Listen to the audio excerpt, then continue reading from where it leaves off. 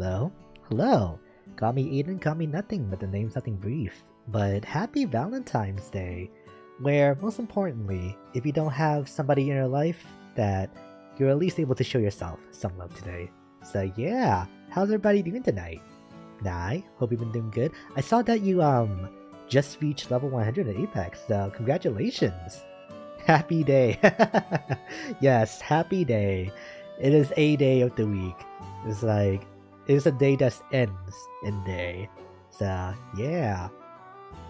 Ooh, I was just thinking to myself, earlier too, that, about the stream that was gonna be happening, like, later tonight. And I just thought to myself, I can't believe I'm playing Doki Doki. Out of like all games, I'm playing Doki Doki tonight, out of all days. So yeah. I unlocked Mirage and Seer. Oh, nice! Mirage is insanely fun. Oh, with the new perks, right? I imagine so, because like we talked about, people expect the first equip, but they don't expect the second one. Yeah, especially in the limited time mode. Ah, I see. Yeah, I'm so excited to watch Lily play tonight because I've been holding myself back from playing any Apex today to try and do some work for other stuff instead, in which I got some practice in for tomorrow's karaoke stream, but other than that, I didn't get nearly as much done as I would have liked. So yeah, so I've kind of held back on playing Apex today, even though I really wanted to, you know, especially with this new season, and then finally getting to use the Prowler again, out of all things. So yeah, the Prowler outside the care package, though I am a little bit sad that Select Fire is just not a thing anymore. But I understand why they got rid of it, because it's just like, oh, you can go full auto. Like, imagine that on something like the Nemesis, after all. So yeah. Excuse me. So I might be like meeting myself here and there, to just kind of like, because I am like, because I did just like got finished practicing a few songs, so there might be some gas coming out that I wanna like make sure that I mute, so and not burp into the mic, most importantly. But yeah, it's an SMG. I don't think it's too crazy, but the Prowler, I just have emotional attachment to it, okay? It's like, I'm slowly coming to terms with the Wingman being inside the care package, but the Prowler, it's like, I finally get to enjoy it whenever I want when it's on the ground, so yeah. And also because I'm pretty sure that the Prowler was the first gun that I ever got a gold skin for, so there you go. Solution B Lifeline. That is true. Yeah. And just always get the care package perk. Yeah. You do make a good point there. Alright. I know that Doki Doki is a visual novel, and of course I'm gonna be ending up reading for all all of the stream. So I think we should go ahead and jump into the game and just go ahead and start, because I have no idea how long it's gonna take to get to like a good stopping point, because I know nothing about the actual storyline of this game. I only know about like key moments that happens to the characters. So yeah, have some Ricola on hand. Maybe I should go get some. I even like bought more just recently when I was doing like a grocery run for Mrs. Reef while she was sick. So yeah, so I bought some more for myself. Since that maybe it would be a good idea to have for tonight's stream. But yeah, yeah, okay. So with all that being said, let's switch over to the game. I hope that it saved the dimensions of the window for me here. Here we go.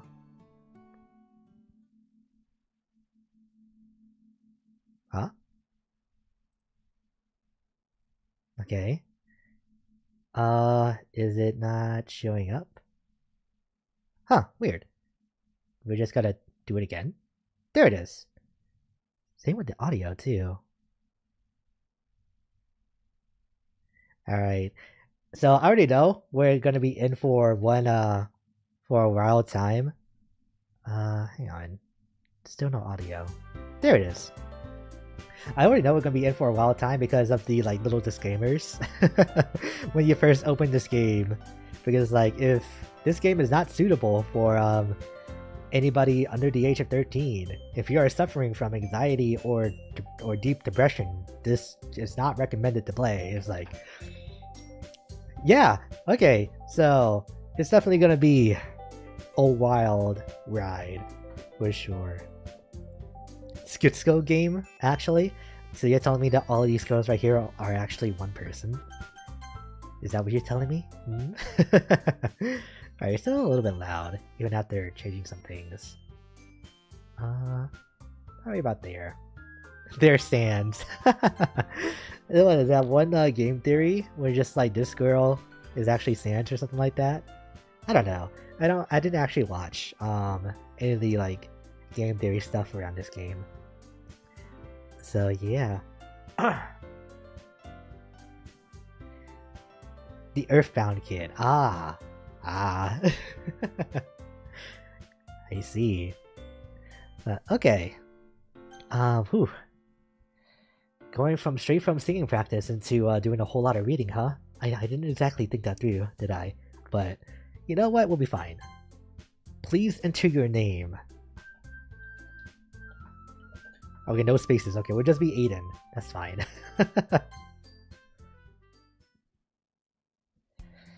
Alright. Alright, so I already just like, what do I do when it comes to me reading? I think I'll just use my normal voice for tonight's stream, and then I'll just think about if I want to do anything additional in the later streams of this game. But for now, I'll just use my normal voice. Hey. Please don't do Go Versus. That's also the other reason why. Because it's only gonna be like me and then just like a whole bunch of other girls. So yeah. I can't take that all stream. That's the real disclaimer for Doki Doki that should be put up there. It's like, please do not actually voice these characters if you're not a girl. I don't know. I see an annoying girl running towards me from the distance, waving her arms in the air like she's totally oblivious to any attention she might draw to herself. That girl is Sayuri. Sayuri? Wait, my neighbor and good friend since we were children. Is she gonna grow up to become a lawyer? And work with a private detective in the future? You know, the kind of girl you never see yourself making today. But it just kind of works out because you've known each other for so long. I have no idea what you're talking about. We used to walk to school together on days like this, but starting around high school, she would oversleep more and more frequently, and I'd get tired of waiting up. But if she's going to chase after me like this, I almost feel better off running away. However, I just sigh and idle in front of the crosswalk and let Sayuri catch up to me. I overslept again. But I caught you this time. Maybe, but only because I decided to stop and wait for you. Ah man, these... I'm already just like, wow. She has a lot of Japanese mannerisms already. It's just like, I don't want to read this.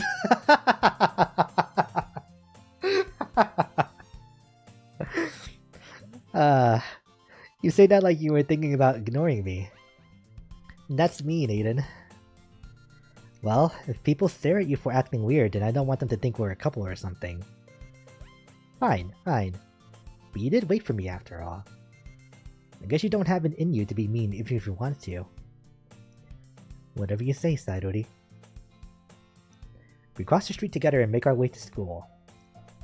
As we draw near, the streets become increasingly speckled with other students making their daily commutes. By the way, Aiden, have you decided on a club to join yet? A club? I told you already, I'm really not interested in joining any clubs. I haven't been looking either. Eh? That's not true. You told me you would join a club this year. Did I?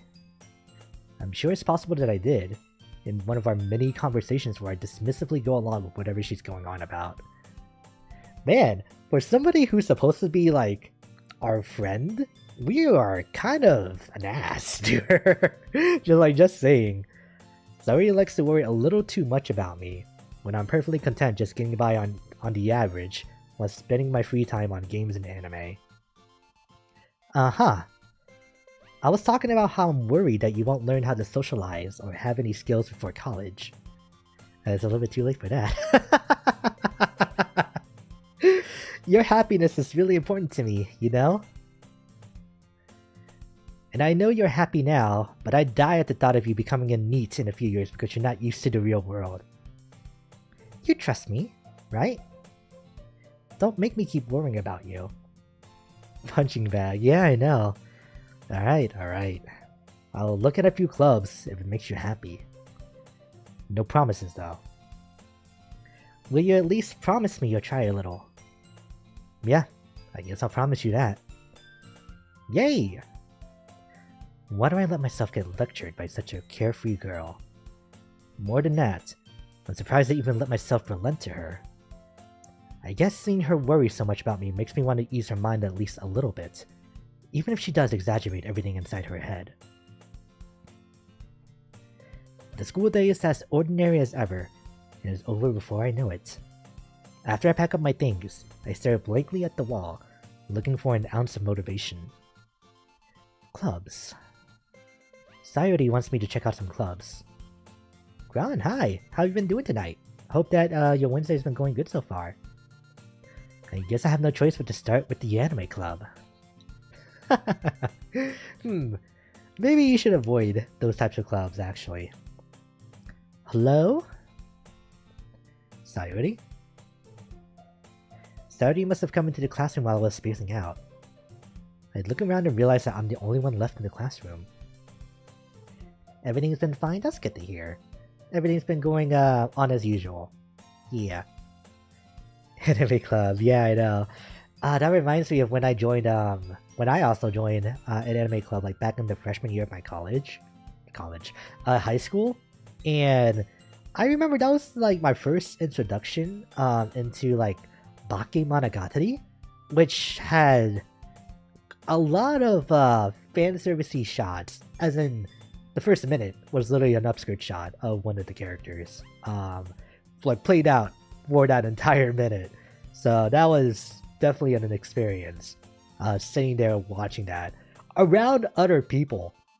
So yeah, but that said, I did actually enjoy the character writing in that series, and so the only thing is I need to catch up with like the other like seasons that's come out. Two different reactions. Oh yeah, you and Cry. Yeah. Let's just say one of those faces was me, and the other one was the main character. So I'll let that be the left up for interpretation. But yeah, but needless to say though, that like particular anime series like gave me like speed training on my reading speed. So because they would do like these little cutaways of like the thoughts of the characters, and it would flash by in just like a couple of frames, so you have to really like read through it super fast in order to understand what their thoughts are without pausing. It was good practice for sure. I feel like I should definitely rewatch that series again so I can get used to reading that fast like I did before. I'll be honest, it's a cheap way to get attention. Yeah, in which I want to say that fan service has its place, but at this point, fan service is just included, just like anywhere and everywhere that you can think of it. So yeah, in the cases where it's just like, you know, character A clearly has a thing for character B, and they're just like checking them out and something like that, it's like that makes sense for it to be kind of like exaggerated, even if it can still be like kind of creepy. put that much emphasis on them. But yeah, there's definitely situations where, you know, there is very clear intention that they're supposed to be focused on, like, that certain part of the guy or girl. Alright, that was a long tangent, but okay. Back to reading. Look around and I've already read that. I thought I'd catch you coming out of the classroom, but I saw you just sitting here and spacing out, so I came in. Honestly, you're even worse than me sometimes. I'm impressed. You don't need to wait for me if it's going to make you late to your own club. Well, I thought you might need some encouragement, so I thought, you know what? Well, that you could come to my club. Sayuri. Yeah? There is no way I'm going to your club. Eh? Meanie? Sayuri is vice president of the literature club. The Doki literature club. Not that I was ever aware that she had any interest in literature. In fact, I'm 99% sure she only did it because she thought it would be fun to help start a new club. Since she was the first one to show interest after the one who proposed the club, she inherited the title Vice President. That said, my interest in literature is guaranteed to be even less. Now, slasher movies has been doing that for the longest time. Oh yeah, right. Because that's kind of like body gore. It's body gore. Gore, just in general, right? So, yeah, that would make sense. Every single one? Yeah. Yeah. Has bobs. Oh wow, really? Everybody has a bob cut in those movies. Huh. That's an interesting choice. Yeah, I'm going to the anime club. Come on, please? Why do you care so much anyway? Well, I kinda told the club yesterday I would bring in a new member. And Natsuki made cupcakes and everything. Don't make promises you can't keep. I can't tell if Sayuri is really that much of an airhead, or if she's so cutting as to have planned all of this out. Halloween, Friday the 13th. Ah, right. You have a bob cup right now? Look up. Wait, you're right. How did this happen? I haven't been to the barber in months. What? I read this already. I let out a long sigh. In which, have you guys ever had different hairstyles in your lives before? Or have you just kind of stuck with the same haircut for most of your life? Because that's me. I have not changed the way that my hair has looked for as long as I've been alive. So, yeah. I let out a long sigh. Fine. I'll stop by for a cupcake. Okay? Yes! Let's go! Thus, today marks the day I sold my soul for a cupcake. Wouldn't we all do that if it was for a good cupcake? I dejectedly follow Sayuri across the school and upstairs, the section of the school I rarely visit, being generally used for dirtier classes and activities. Sayuri, full of energy, swings open the classroom door. Everyone, the new member is here! I told you, don't call me a new member. Eh? I glance around the room.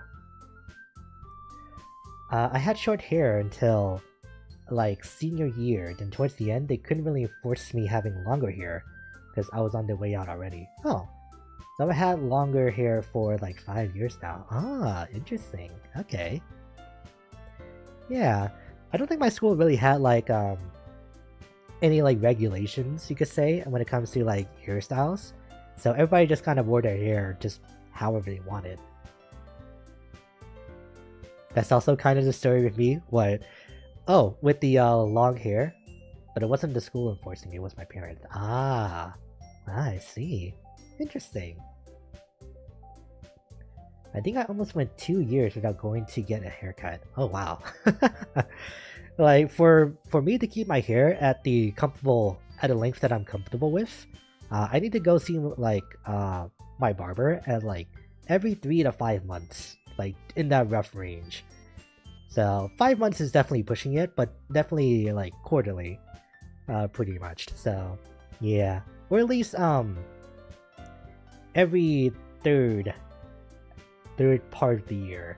I was going to say third half, but that doesn't make sense. But alright, I'm gonna guess that this is Natsuki. Welcome to the Literature Club. It's a pleasure meeting you. Sayuri always says nice things about you. Okay, you already feel like very, like, haughty. Like a spoiled brat, kind of. Also, here having very short hair is very expected among guys. It's like a Hispanic thing, I feel. Oh, really? I can kind of almost see that, because I can tell that from a lot of the Hispanics that I've seen in my life, going to school with them and also just meeting them around, I usually see them with like very short hair. Yuri. Oh, is that the one on the right? Yuri? Oh. Seriously? You brought a boy? Way to kill the atmosphere. Ah, Aiden! What a nice surprise! Welcome to the club! All words escape me in this situation. This club is full of incredibly cute girls. Okay, but what about your friend? She's not bad herself. Like I said, like, our character is super mean to her. What are you looking at? If you want to say something, say it. Sorry. Natsuki? The girl with the sour attitude, whose name is apparently Natsuki, is one I don't recognize. Her small figure makes me think she's probably a first year. She's also the one who made cupcakes, according to Sayuri. You can just ignore her when she gets moody. Sayuri says that quietly into my ear, then turns back towards the other girls. Anyway, this is Natsuki, always full of energy. It may be a different Yuri he's talking about. No. It's definitely not. Don't worry, because anime doesn't watch. I mean, Nai doesn't watch anime. I was about to like mix up my subjects right there. Whoops. But yeah, we don't perceive her. Sorry, man. And this is Yuri, the smartest in the club. Don't say things like that. Yuri, who appears comparably more mature and timid, seems to have a hard time keeping up with people like Sayuri and Natsuki. Ah, well, it's nice to meet both of you. And it sounds like you already know Monica. Is that right? Boy, do I know Monica. That's right. It's great to see you again, Aiden. Monica smiles sweetly. We do know each other. Well, we rarely talked, but we were in the same class last year. Monica was probably the most popular girl in class. Smart, beautiful, athletic. Basically, completely out of my league. So, having her smile at me so genuinely feels a little... You too, Monica. Come sit down, Aiden. We made room for you at the table, so you can sit next to me or Monica. I'll get the cupcakes. Hey, I made them, I'll get them. Sorry, I got a little too excited. And how about I make some tea as well? The girls have a few desks arranged to form a table. As Sayuri mentioned, it's been widened such that there is one space next to Monica, and one space next to Sayuri. Natsuki and Yuri walk over to this corner of the room, where Natsuki grabs her wrapped tray and Yuri opens the closet. Still feeling awkward, I take a seat next to Sayuri. Natsuki proudly marches back to the table, tray in hand. It's crazy how little anime I watch, because I still feel like a weeb. I blame me being too lazy too. Would you say that you probably would enjoy like reading manga or like novels instead? because you could probably get through them faster by comparison to watching an anime, right? Friend and Natsuki always get mixed up. Oh, okay. Really similar. That's fair. Yeah. The way that I see is that Sayori kind of has the ribbon, you know? And that's like the thing that's different about them. I didn't have a proper definition for looking good until I had some orientation changes. That's when I started preferring longer hair. Ah, okay. I see. Yeah.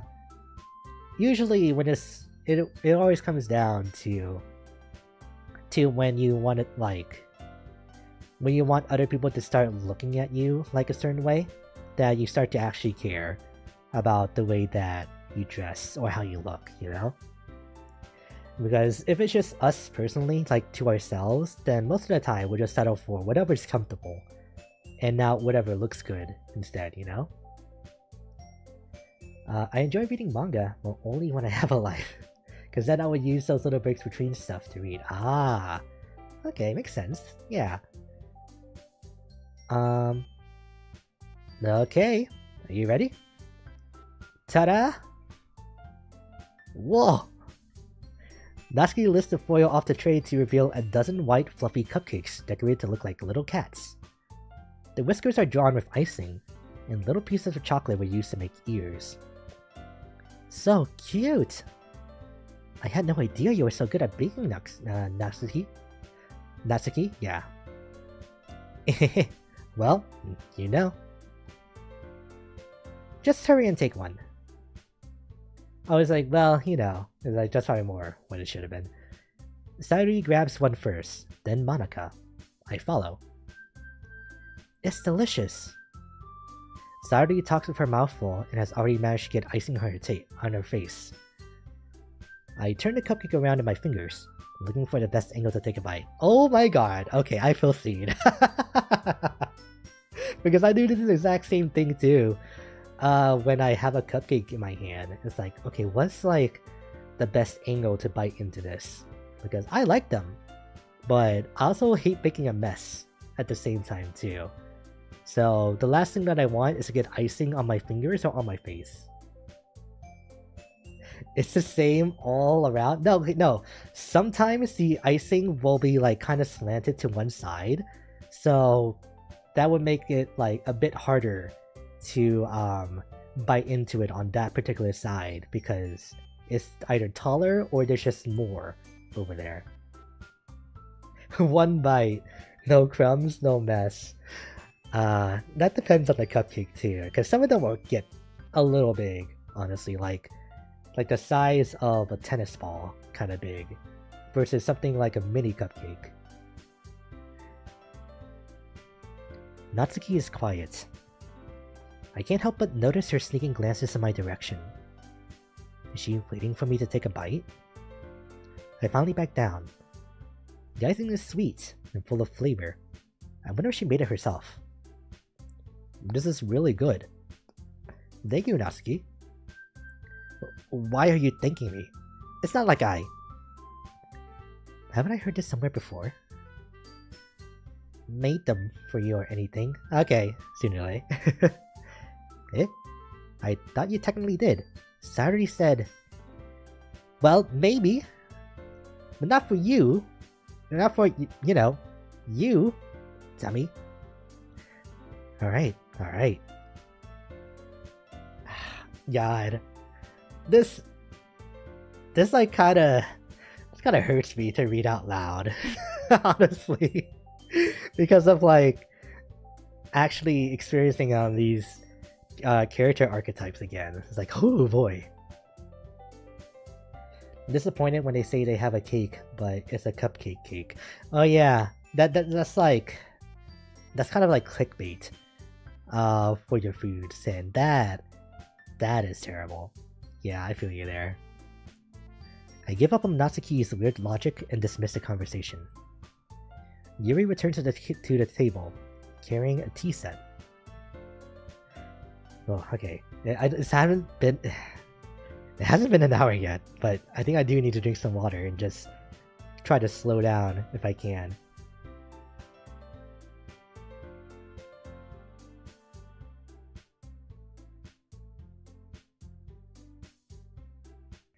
Ooh, yeah, because I can already feel the vocal exhaustion from me singing right before the stream started. Oh, it's kind of hard to justify to my parents the change in hairstyle out of nowhere there without telling them I like boys, which I'd rather just not. Yeah, I can definitely feel that. Yeah, because the last thing that you want is to have your parents just kind of like be against you, you know? And hopefully one day you'll be able to tell them without feeling like it won't change anything, or maybe that they won't care. But I know that in different cultures it could be different. So yeah. My dad would like that one bit. Probably maybe wouldn't like that one bit. My mom would maybe be more open. Yeah, okay, I see. Yeah. Yeah, it's tough. It's tough.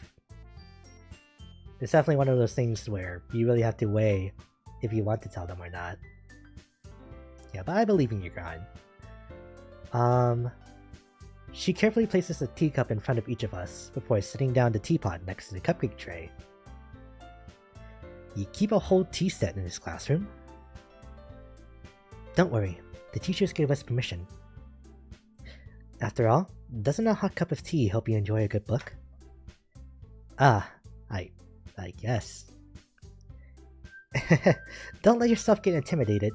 Yuri's just trying to impress you. Eh? That's not... Insulted, Yuri looks away. I meant that, you know. I believe you. Well, tea and reading might not be a pastime for me, but I at least enjoy tea. I'm glad. Yui faintly smiles to herself in relief. Monica raises an eyebrow, then smiles at me. So, what made you consider the literature club? I was afraid of this question.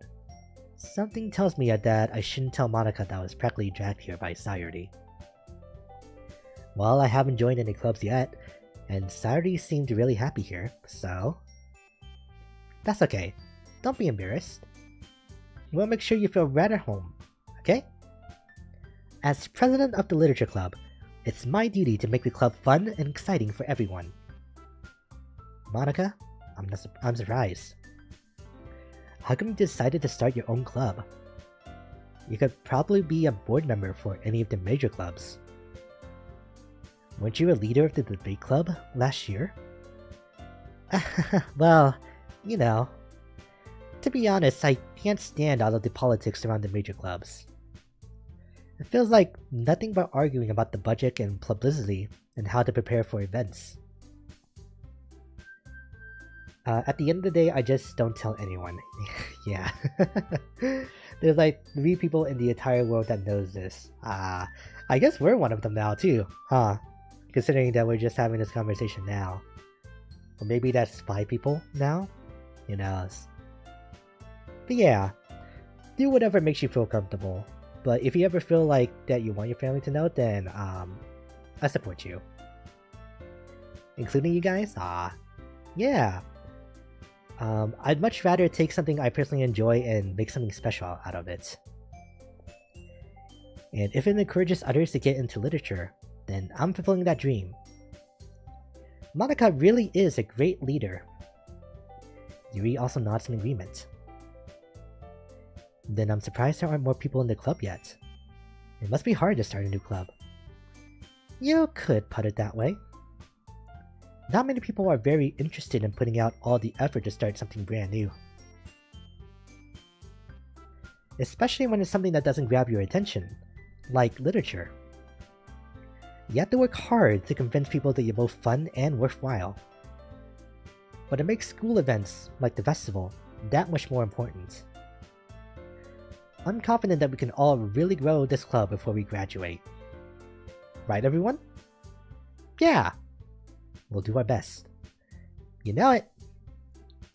Everyone enthusiastically agrees. Such different girls, all interested in the same goal. Madoka must have really worked hard just to find these three. Maybe that's why they were all so delighted by the idea of a new member joining. Though, I still don't really know if I can keep up with their level of enthusiasm about literature. So, Aiden, what kind of things do you like to read? Well, considering how little I've read these past few years, I don't really have a good way of answering that. Manga? I muttered quietly to myself, half joking. Natsuki's head suddenly perks up. It looks like she wants to say something, but she keeps quiet.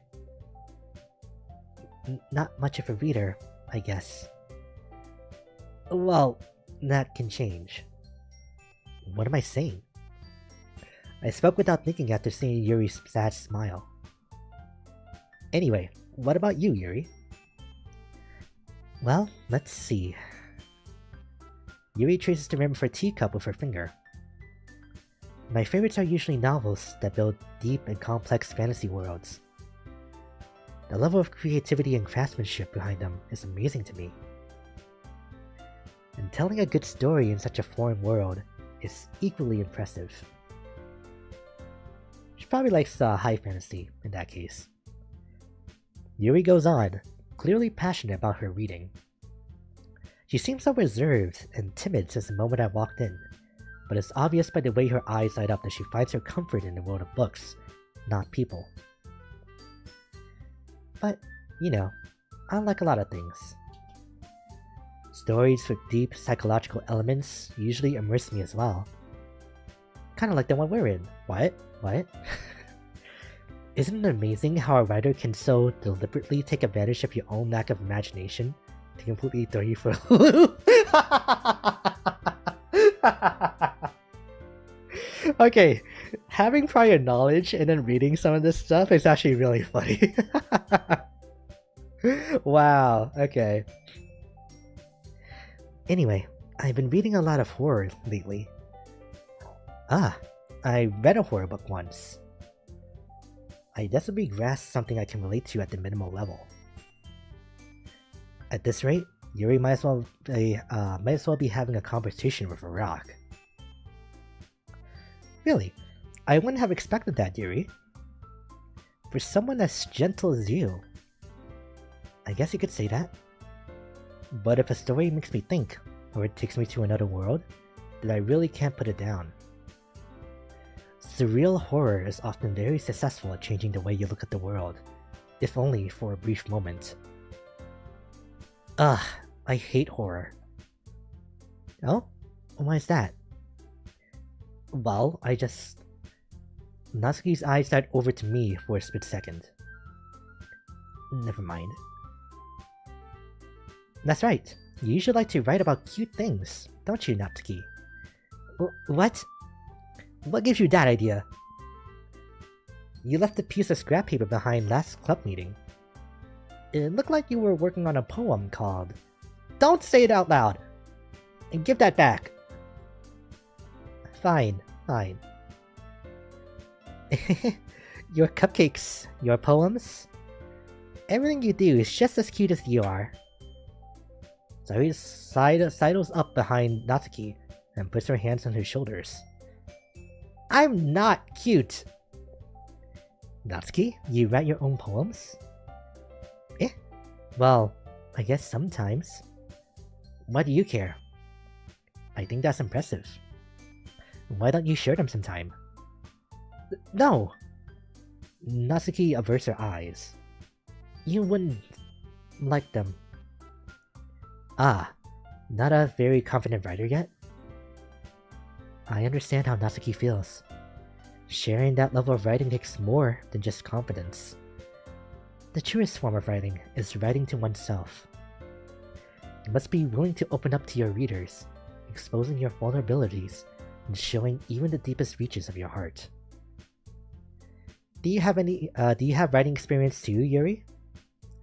Maybe we share some of your work. You can set an example and help Natsuki feel comfortable enough to share hers. I guess it's the same for Yuri. Ah, I wanted to read everyone's poems. We all sit in silence for a moment. Okay, I have an idea, everyone. Natsuki and Yuri look quizzically at Monika. Let's all go home and write a poem of our own. Then, next time we meet, we'll all share them with each other. That way, everyone is even. Yeah, let's do it! Plus, now that we have a new member, I think it will help us all get a little more comfortable with each other, and strengthen the bond of the club. Isn't that right, Aiden? Monika smiles warmly at me once again. Hold on, there's still one problem. Eh? What's that? Now that we're back to the original topic of me joining the club, I bluntly come forth with what's been on my mind the entire time. I never said I would join this club. Sayuri may have convinced me to stop by, but I never made any decision. I still have other clubs to look at, and, I lose my train of thought. Yeah. All four girls stare back at me with dejected eyes. But... I'm sorry, I thought. Aiden... You all... Join Kendo Club? Yes, we need to learn some form of the self-defense. I can feel it. Oh, I'm defenseless against these girls. Even more reason right there. If we're defenseless now, we gotta go hurry up and learn. How am I supposed to make a clear-headed decision when it's like this?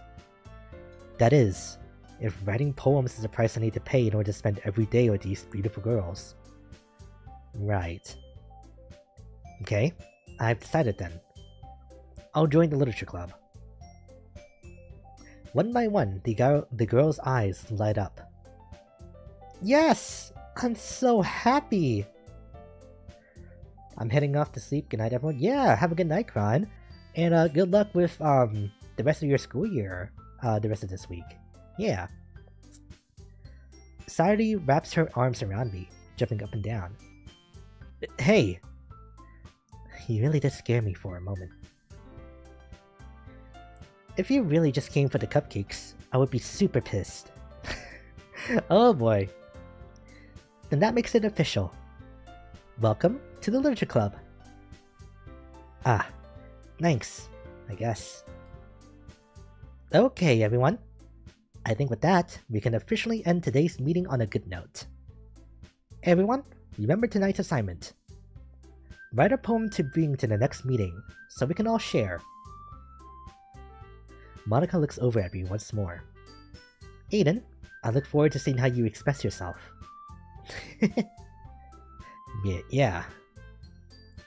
Can I really impress the class star Monika with my mediocre writing skills?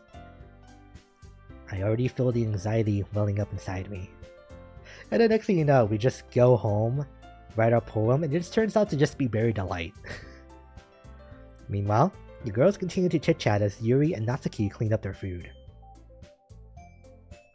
Hey, Aiden, since we're already here, do you want to walk home together? That's right. Sayuri and I never walk home together anymore because she always stayed after school for clubs. Sure, might as well. Yay! With that, the two of us depart the club room and make our way home. The whole way, my mind wanders back and forth between the four girls. Sayuri, Natsuki, Yuri, and of course, Monika. Will I really be happy spending every day after school in a literature club? Perhaps I'll have the chance to grow closer to one of these girls. Alright, I'll just need to make the most of my circumstances, and I'm sure good fortune will find me. And I guess that starts with writing a poem tonight. Oh snap, okay. It's time to write a poem. Pick words you think your favorite club member will like. Something good might happen with whoever likes your poem the most. Huh. Oh, okay. Huh. But yeah, this also brings up another memory for me, in which I think I've told the story before about how I used to be in orchestra um, in my high school. Well, the reason why I joined orchestra was actually to be in a class with a girl that I had a crush on. Which is really funny because I never ended up being in a class with her anyway because we were on like different skill levels. And then eventually, as I got better and like as I just got through the years in school, I eventually would go on to meet Mrs. Brief. So it's funny how going to orchestra, thoroughly enjoying it, but going into orchestra for one person would end up leading into me being on track to marry another person. So yeah, funny how life works out. Hey, what's oh, better make it good. Okay, the poem, right? Color, lucky, Doki Doki, holiday, games, cage, flying chocolate, effulgence, wrath, vitality, rainbow, memories, marriage, raindrops, joy, vertigo, philosophy, whirlwind, strawberry. Is it just gonna be that same order of words? Oh god. I remember in band, I was like in the second highest level one. Oh really? Nice. Yeah. For me, I ended up improving so much that I ended up being the highest level orchestra,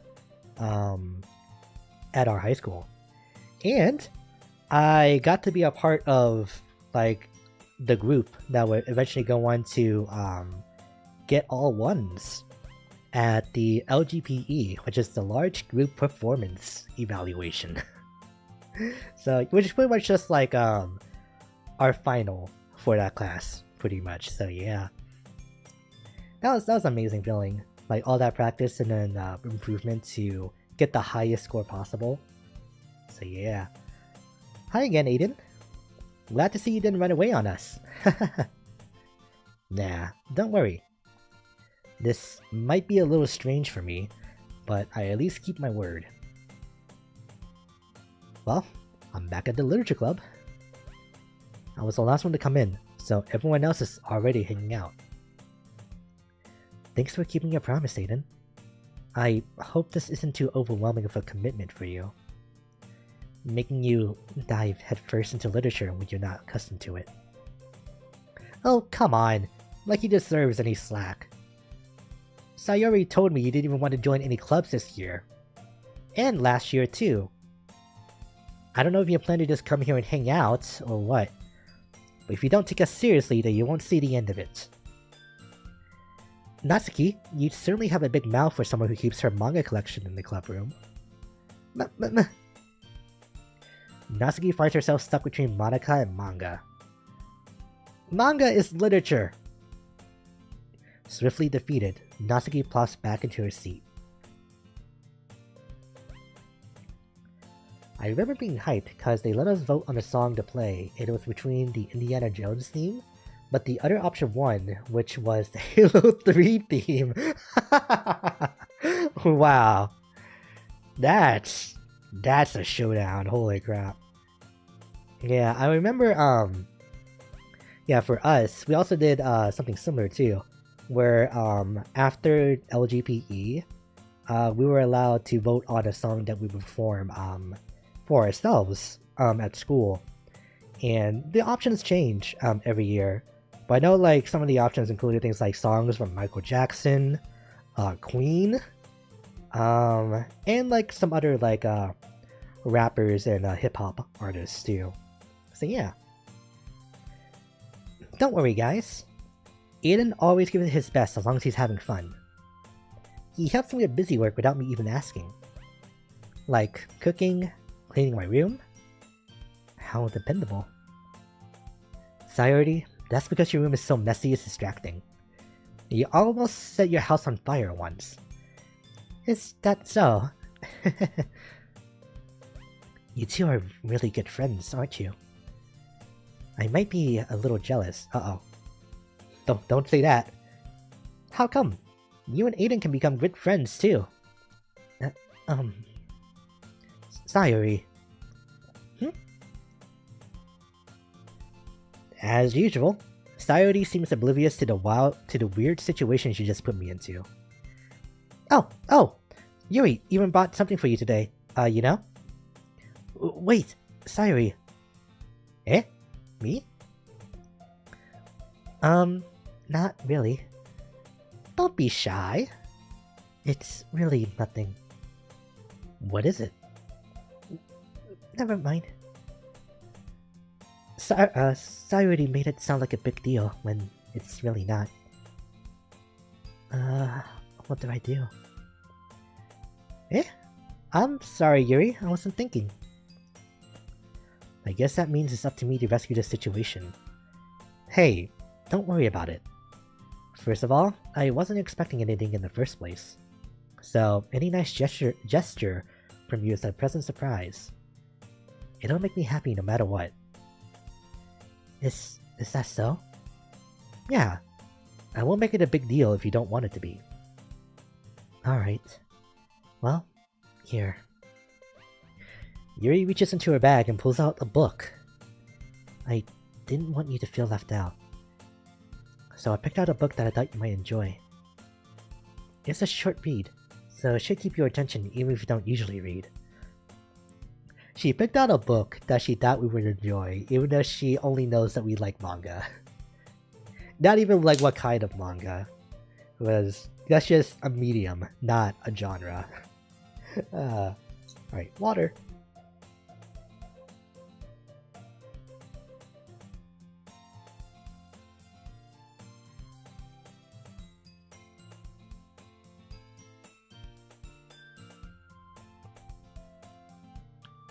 Oh boy. And we could, discuss it if you want it. This is... How is this girl accidentally being so cute? She even picked out a book she thinks I'll like, despite me not reading much. Yuri, thank you. I'll definitely read this. I enthusiastically take the book. Phew. Well, you can read it at your own pace. I look forward to hearing what you think. Now that everyone's settled in, I expected Monica to kick off some scheduled activities for the club. But that doesn't seem to be the case. Sayori and Monica are having a cheery conversation in the corner. Yuri's face is already buried in the book. I can't help but notice her intense expression, like she was waiting for this chance. Meanwhile, Natsuki is rummaging around in the closet. Man, it looks like no one wants to be bothered today. I slumped down into the nearest desk. How am I supposed to occupy myself with something literature related by myself like this? I guess I could always read some of the book Yuri gave me. But I'm feeling a little too tired to read. I could probably fall asleep right now. I close my eyes and end up listening in on Sayori's conversation with Monica. We're probably going to seem really lame compared to all the other clubs though. Well, we can't give up. The festival is our chance to show everyone what literature is all about. The problem is the idea of a literature club sounds too dense and intellectual. But it's not like that at all, you know? We just need a way of showing that to everyone. Something that speaks to their creative minds. That doesn't solve the problem though. Eh? What do you mean? Even if we come up with the most fun thing ever, Nobody will come in the first place if it's a literature event. So it's more important to figure out how to get people to show up in the first place, you know? And after they come, we can do the thing to speak to their creative minds. What's this? Sayuri is really taking this seriously. It's rare to hear her deliberating like this. Huh, that's a good point. In that case, do you think food will do the trick? What kind? Ah, well, I guess we could. Cupcakes! Good thinking. Natsuki would love to do that. Ah, you're right. Natsuki makes the best cupcakes. That works out perfectly. That wasn't why you suggested it. Cupcakes speak to my creative tummy. Cupcakes it is, then. I'm hungry. Anyway, we still need to work out the details of the events itself. I find myself smiling. In the end, Sayuri is still her usual self. But there lies the unexpected reason I admire her. Unlike me, who has trouble finding any motivation at all, Sayuri can put her mind to things and make them come to life. I suppose that's why I end up letting her get on my case about things. Ooh, excuse me, had to burp. I can't help but wonder what it'd be like to see the world through her eyes. Wah! I open my eyes to find Sayuri's face filling my vision. I nearly fall out of my chair. Sorry. Wait. Actually, I'm not sorry at all. It's your fault for sleeping like that. This isn't the napping club. Does our school have a napping club? You're staying up late again, aren't you? Now that you're in the club, you're gonna have less time for anime, you know? You'll need to get used to it. Don't say that so loud. I glance over my shoulder to see if Monica overheard. It's true though. Yeah, I know. You're always looking out for me, Sayuri. It's what I do best. That's the problem. What about you? You look out for me better than you look out for yourself. You're still oversleeping every day, aren't you? Not every day. That's not very convincing. How many days this past week have you gotten up on time? It's a secret. I knew it. Come on! At least give me the benefit of the doubt. I can't even do that. Look, sorry, it's written all over you. Sayuri glances around at herself.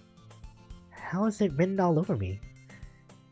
You were clearly in a rush this morning. Look, your hair is sticking out all around here. Ah! I run my fingertips down the side of Sayuri's hair, trying to straighten it out. Man, you really need a brush for this. My hair is just really hard to get right. I won't fall for that. There's more than just your hair. Look, your bow isn't straight either. And there's toothpaste stain on your collar right there. I try to mop off the stain with my finger. But nobody would ever notice that. Of course they would. Nobody's gonna tell you about it because they don't want to embarrass you. Fortunately, I really don't care about that. Hey, you meanie. You don't ever keep your blazer buttoned up. Seriously, Sayuri. Why do you think you don't have a boyfriend yet? That's super mean! Sorry, but you'll thank me later. I start to button her blazer from the bottom. Once you see how much better it looks, you'll change your mind. This is so funny. What is?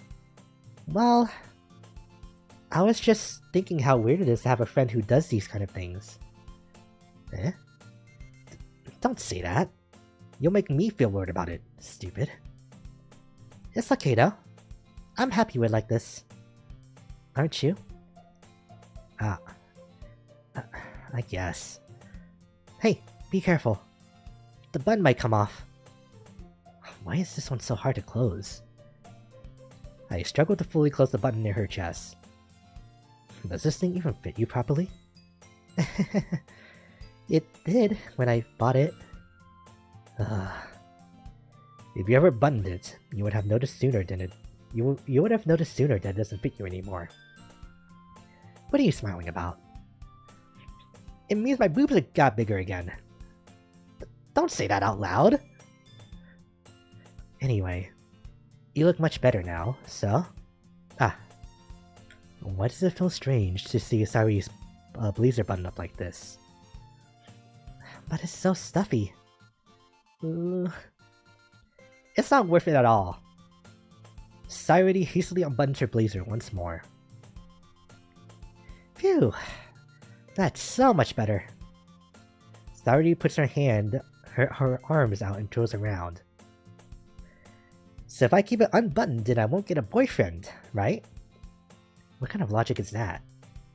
And why are you saying that like it's a good thing? Because if I had a boyfriend, then he wouldn't even let you do things like this. And you take care of me better than anyone else would anyway. So that's why I'm keeping it unbuttoned. Stop saying all these embarrassing things. Eh? I didn't say anything embarrassing. Jeez. Yeah, everybody else in the club is probably just like looking at these series like, oh my god, please, get a room. Well, anyway, just focus on trying to wake up a little earlier. Only if you focus on going to bed earlier. Fine, fine. It's a deal. I guess we really are better at taking care of each other than we are at taking care of ourselves. Yeah, I guess so, huh? So maybe you should come wake me up in the morning. You're doing it again, Sayuri. But I was joking that time. Man, it's impossible to tell with you sometimes. Get a clue! Come on! Okay, everyone. Eh? Monica suddenly calls out. Why don't we share the poems we wrote now? Yay!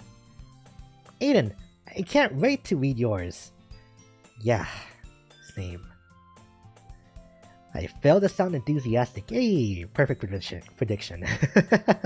But Sayuri still trots away to retrieve her poem. By the way, did you remember to write a poem last night? Yeah. My relaxation ends. I can't believe I agreed to do something so embarrassing. I couldn't really find much inspiration, since I've never really done this before. I just looked up a random word generator and just picked something out of the list 20 times. Well, now that everyone's ready, why did you find someone to share with? I always had like a slip of the tongue reading that. It was like, why did you find someone to sleep with? It's like, whoa, wait. That's Monica. Wait. What are you trying to say? That's like a model student. I can't wait. Sayuri and Monica enthusiastically pull out their poems. Sayuri's is on a wrinkled sheet of loose leaf torn from a spiral notebook. On the other hand, Monica wrote hers in a composition notebook. I can already see Monica's pristine handwriting from where I sit. Natsuki and Yuri reluctantly comply as well, reaching into their bags. I do the same myself. Who should I show my poem to first? Is this our first major choice? Okay. Well, let's like have our empty save, so that we can come back here, eventually, once we finish our route. I think it would make the most sense to show it to Natsuki first, considering that she was the one that, that started this entire thing, right?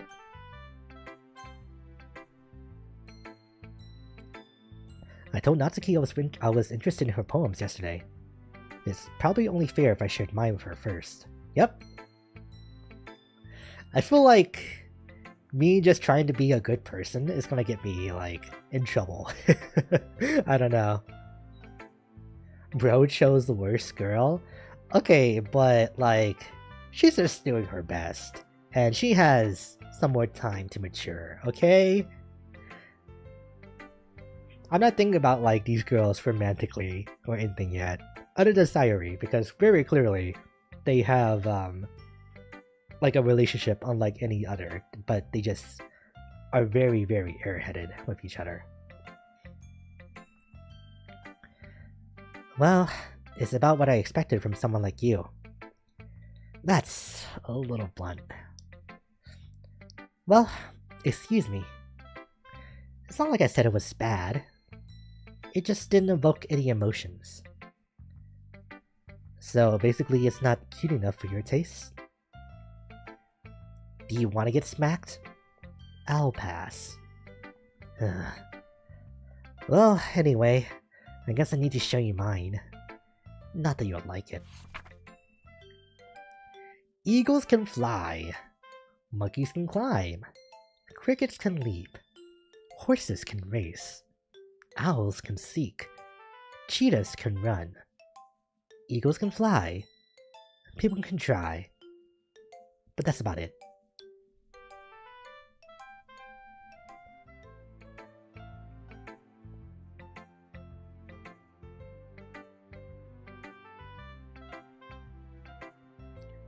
I don't know what I just read. Like, it made sense, but it kind of felt like an elaborate setup to a joke. Yeah. I told you that you weren't gonna like it. I like it. What? Just be honest. I am. Why are you so convinced that I wouldn't like it? Well, because everyone in high school thinks that writing has to be all sophisticated and stuff. So people don't even take my writing seriously. But isn't the point of poems for people to express themselves?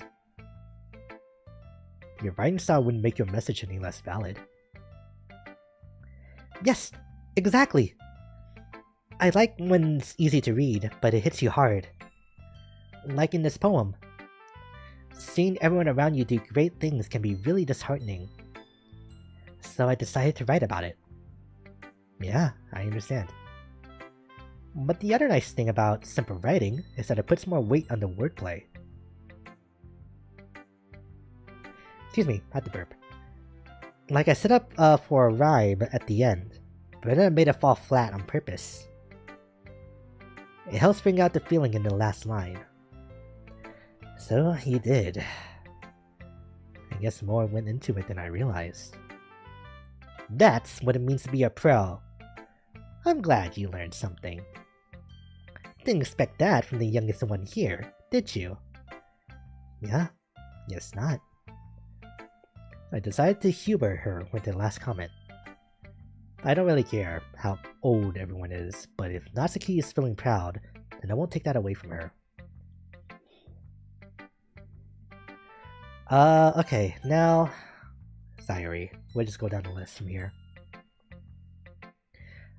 Oh my goodness! This is so good, Aiden! Eh? I love it! I had no idea you were such a good writer. Okay, did I just, like, accidentally write a good poem for Sayuri? Sayuri. He must be seriously overreacting. I'm not a good writer at all. I honestly have no idea what I'm doing. Well, maybe that's why. Because I have no idea what I like either. Cooked. Oh boy. Jeez. I'm sure Yuri's opinion has to be a little more constructive than this. Are you sure you didn't like it just because I wrote it? Eh? Well, I'm sure that's part of it. I think I understand you better than a lot of people, you know? So when I read your poem, It's not just a poem. It's an Aiden poem. And that makes it feel extra special. Like I can feel your feelings in it. Sayori hugs the sheet against her chest. You're so weird, Sayori. I'm really happy just that you wrote one. It just reminds me of how you're really a part of the club now. Not to mention the fact I'm standing right in front of you now. Well, of course. I'm not really into it yet, but that doesn't mean I'll break my promise. See? It's like I said before, Aiden. Deep down, you're not selfish at all, you know? Trying new things like this for other people. That's something that only really good people do. Thanks, Sayori. I'm not sure if Sayori sees the full picture of my motive here. Then again, I can't deny that she's part of the reason I joined. Knowing how much this means to her and all? Yeah. And I'm gonna make sure you have lots of fun here, okay? That will be my way of thanking you. Alright, I'm gonna hold you to that then. Yay! Now, you'll read my poem too, right? Don't worry, I'm really bad at this. We'll see about that.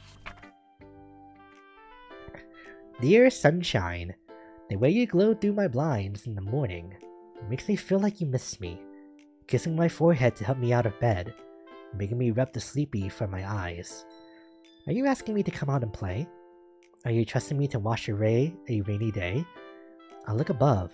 The sky is blue. It's a secret, but I trust you too.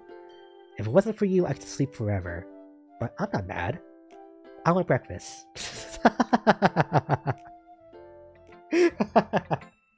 Okay. Sayori. This is just a guess, but... Did you wait until this morning to write this? No! Just a bit. You can't answer just a little bit to a yes or no question. I forgot to do it last night. Well, at least that makes me feel a little bit better about myself. Don't be mean. I still try my best. Yeah. I didn't mean to say that it was a bad poem. Where's my mouse? There it is. It came out nice, or... how should I put it? It sounds just like you. Really? Yeah. Especially that last line. I made eggs and toast. Even though you were late to school? It's bad to skip breakfast. Huh. Is it? I would like to argue against that because I haven't had breakfast in months. Man. It's rough out here. And food is only getting more expensive too. I get all cranky. Well, I guess there's no point in arguing. Anyway, thanks for showing me. This was so much fun. Monika's the best. Yeah. I want to try more ways to cook my eggs. Because I've only ever had like fried eggs. Because that's my favorite way to cook it. But it's been a while since I've had like sunny side up, scrambled, over easy. I think it's another one, but I'm not sure how you make that one. And I never had it before either, so yeah. I would definitely like to maybe just wake up one of these days and just make myself a good traditional breakfast. But next time, I won't forget. And I'm gonna write the best poem ever. Well, I guess I'll look forward to it. Alright, next up is Yuri.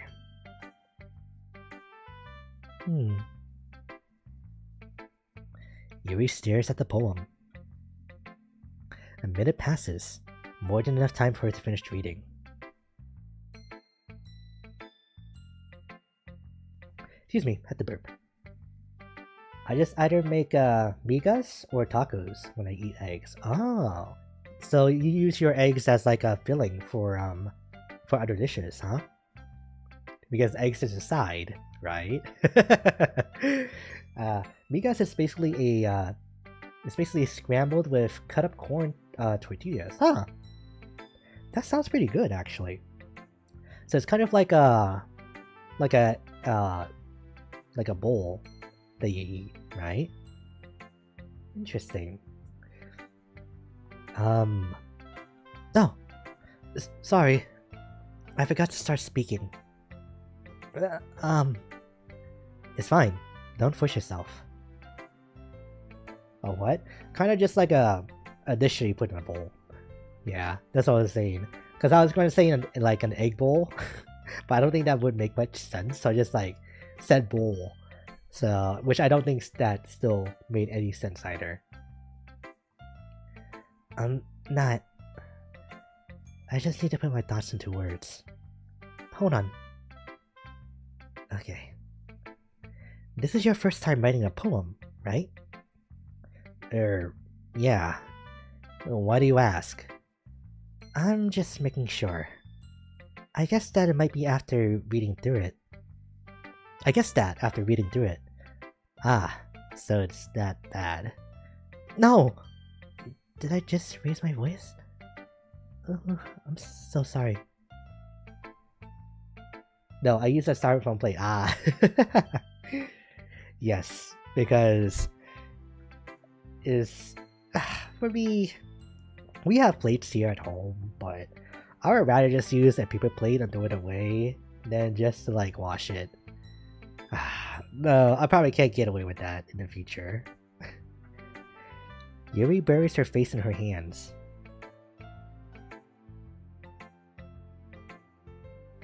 I couldn't help but notice that it's been several minutes, and we really haven't gotten anywhere. It might take Yuri a while to get used to new people. It's fine. I really didn't notice. What were you saying? Right.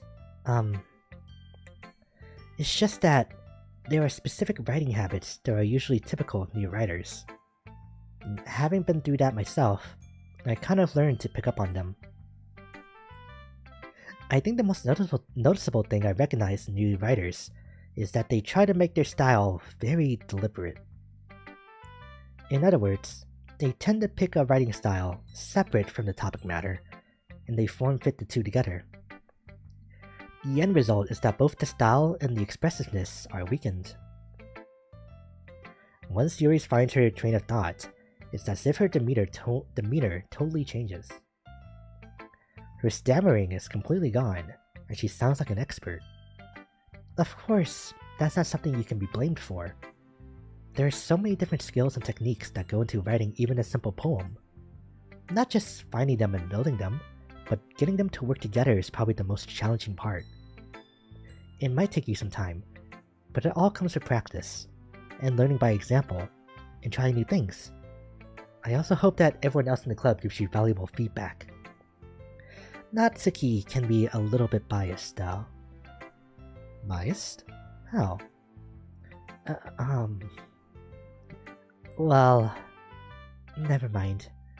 I shouldn't be talking about people like that. Sorry. It's fine. I'm not sure if Yuri is apologizing to herself, me, or to Natsuki. Do you mind if I read your poem now? Please, do. I'd love to share my thought process behind it. Yuri smiles dreamily, as if that's a rare opportunity for her. I like Yuri. Especially as somebody who writes myself, yeah, I can feel a kindred spirit with her. What was the thing before that? She smiles as okay. Which itself is kind of funny. After all, isn't this supposed to be a literature club? Oh boy. Ghost under the light. The tendrils of my hair illuminate beneath the amber glow. Bathing. It must be this one. The last remaining streetlight to have withstood the test of time. The last yet to be replaced by the sickening blue-green hue of the future. I bathe. Calm, breathing air of the present, but living in the past. The light flickers. I flicker back. Huh.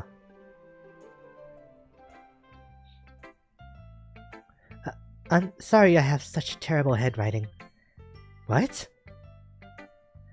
I wasn't thinking about that at all. But it took you a long time to read. Ah. Well, I just don't read scripts very often. Oh. My nose! Hang on, water.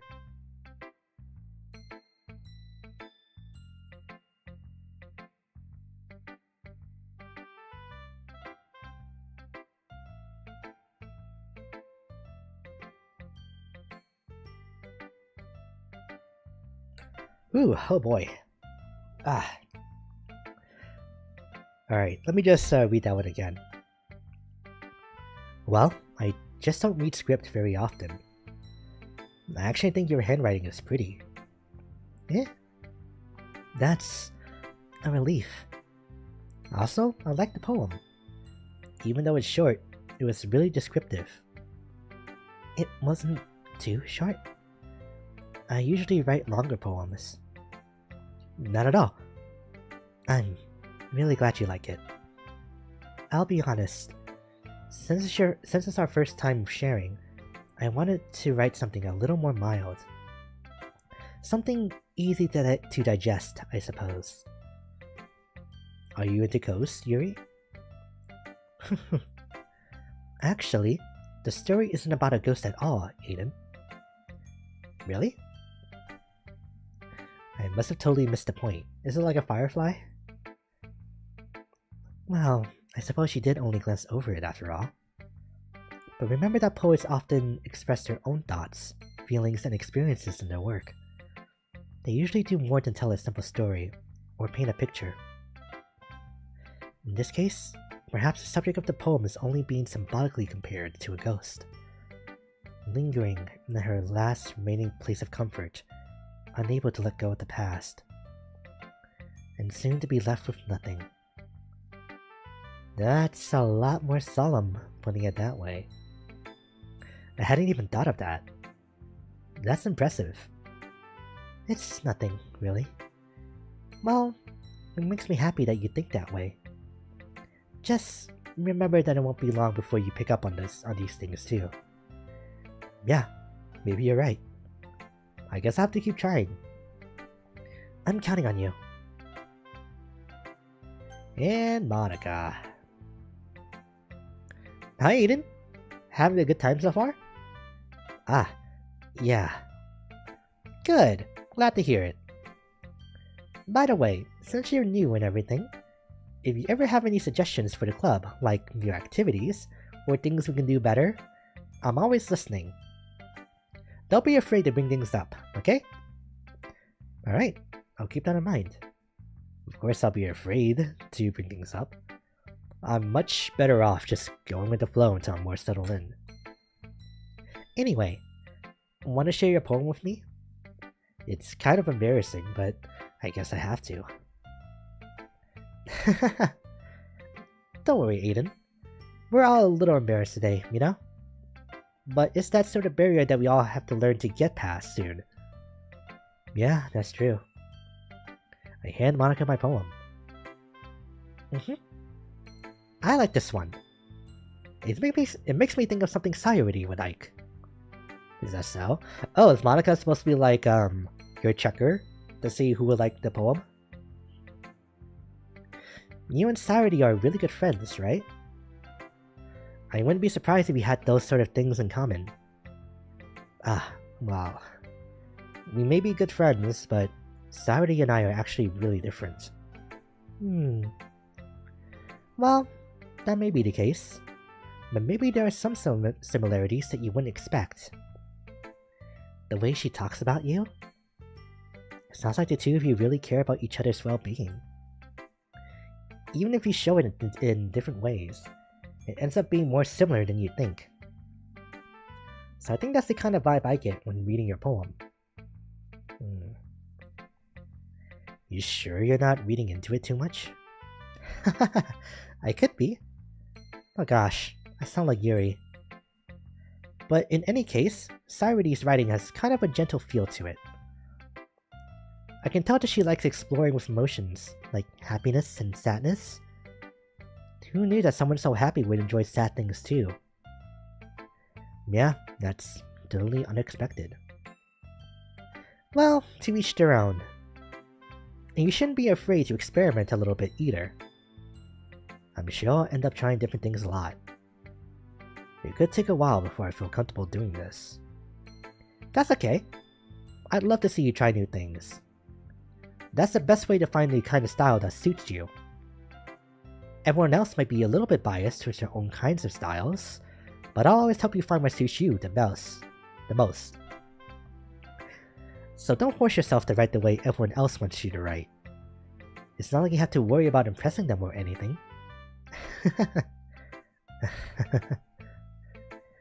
Anyway, do you want to read my poem now? Don't worry, I'm not very good. You sounded pretty confident for someone who claims to not be very good. Well, that's because I have to sound confident. That doesn't mean I always feel that way, you know? I see. Well, let's read it then. Hole in the wall. Okay, this was long. It couldn't have been me. See, the direction the spackle protrudes. A noisy neighbor, an angry boyfriend. I'll never know. I wasn't home. My parents sighed for a clue. No, I can't see. I reel, blind, like a film left out in the sun. But it's too late. My retinas, already scorched with a permanent copy of the meaningless image. It's just a little hole. It wasn't too right. It was too deep, stretching forever into everything. A hole of infinite choices. I realize now that I wasn't looking in. I was looking out. And he, on the other side, was looking in.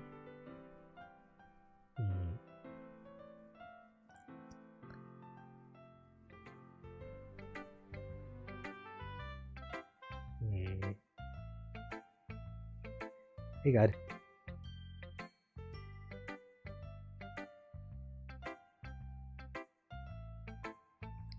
Oh, I had to sneeze.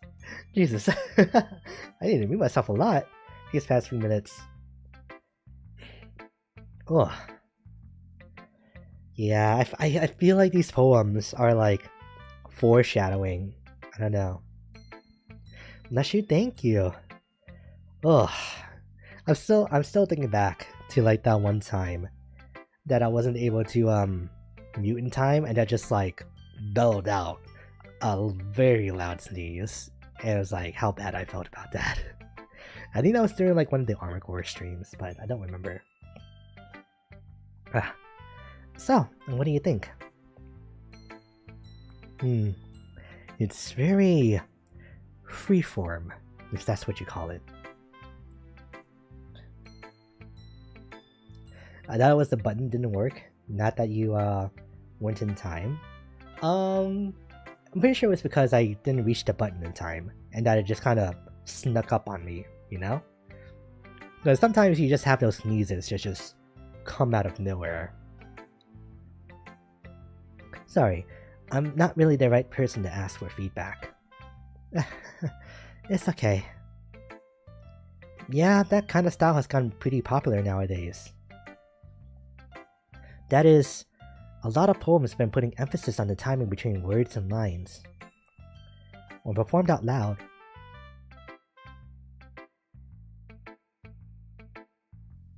excuse me. When performed out loud, it can be really powerful. What was the inspiration behind this one? Well, I'm not sure if I know how to put it. I guess you could say that it has some kind of epiphany recently. It's been influencing my poems a bit. An epiphany? Yeah, something like that. I'm kind of nervous to talk about deep stuff like that, because it's kind of coming on strongly. Maybe after everyone is better friends with each other. Anyway, here's Monica's writing tip for the day. Sometimes, when you're writing a poem or a story, your brain gets too fixated on a specific point. If you try so hard to make it perfect, then you'll never make any progress. Just force yourself to get something down on the paper, and tidy it up later. Another way to think about it is this. If you keep your pen in the same spot for too long, you'll just get a big dark puddle of ink. So just move your hand and go with the flow. That's a pretty good metaphor. Wow. Pretty good for writing advice, yeah. That's my advice for today. Thanks for listening to my TED Talk. Phew. I guess that's everyone. I glanced around the room. That was a little more stressful than I anticipated. It's as if everyone is judging me for my mediocre writing abilities. Even if they're just being nice, there's no way my poems can stand up to theirs. This is a literature club after all. I sigh.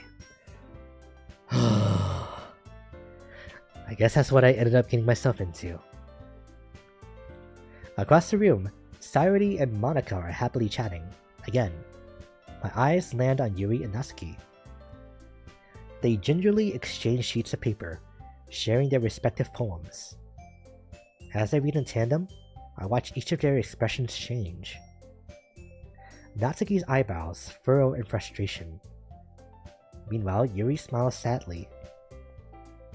What's with this language? Eh? Did you say something? Oh, it's nothing. Natsuki dismissively returns the poem to the desk with one hand. I guess you could say it's fancy. Ah, thanks. Yours is... cute. Cute? Did you completely miss the symbolism or something? It's clearly about the feeling of giving up. How can that be cute? I know that. I just meant... the language, I guess. I was trying to say something nice. Eh? You mean you had to try that hard to come up with something nice to say? Thanks, but it really didn't come out nice at all. Well, I do have a couple suggestions. If I was looking for suggestions, I would have asked someone who actually liked it. Which people did, by the way. Sayori liked it, and Aiden did too. So based on that, I'll gladly give you some suggestions of my own. First of all, excuse me. I appreciate the offer, but I spent a long time establishing my writing style. I don't expect it to change anytime soon, unless of course I come across something particularly inspiring. Which I haven't yet. And Aiden liked my poem too, you know? He even told me he was impressed by it. Natsuki suddenly stands up. God. Yeah, let's just stick with Sayori and get out of here. Oh? I didn't realize you were so invested in trying to impress our new member, Yuri. Eh? That's not what I... You're just... Yuri stands up as well. Maybe you're just jealous that Aiden appreciates my advice more than he appreciated yours. Huh? And how do you know he didn't appreciate my advice more? Are you that full of yourself? No. If I was full of myself, I would deliberately go out of my way to make everything I do overly cutesy. Is everyone okay? Well, you know what? I wasn't the one whose boobs naturally grew a size bigger as soon as Aiden started showing up. Natsuki. Natsuki, that's a little... This doesn't involve you.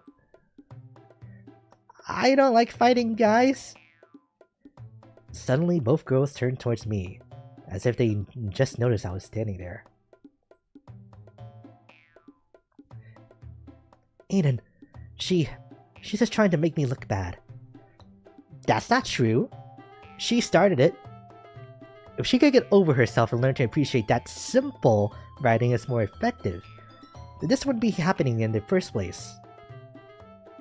What's the point of making your poems all convoluted for no reason?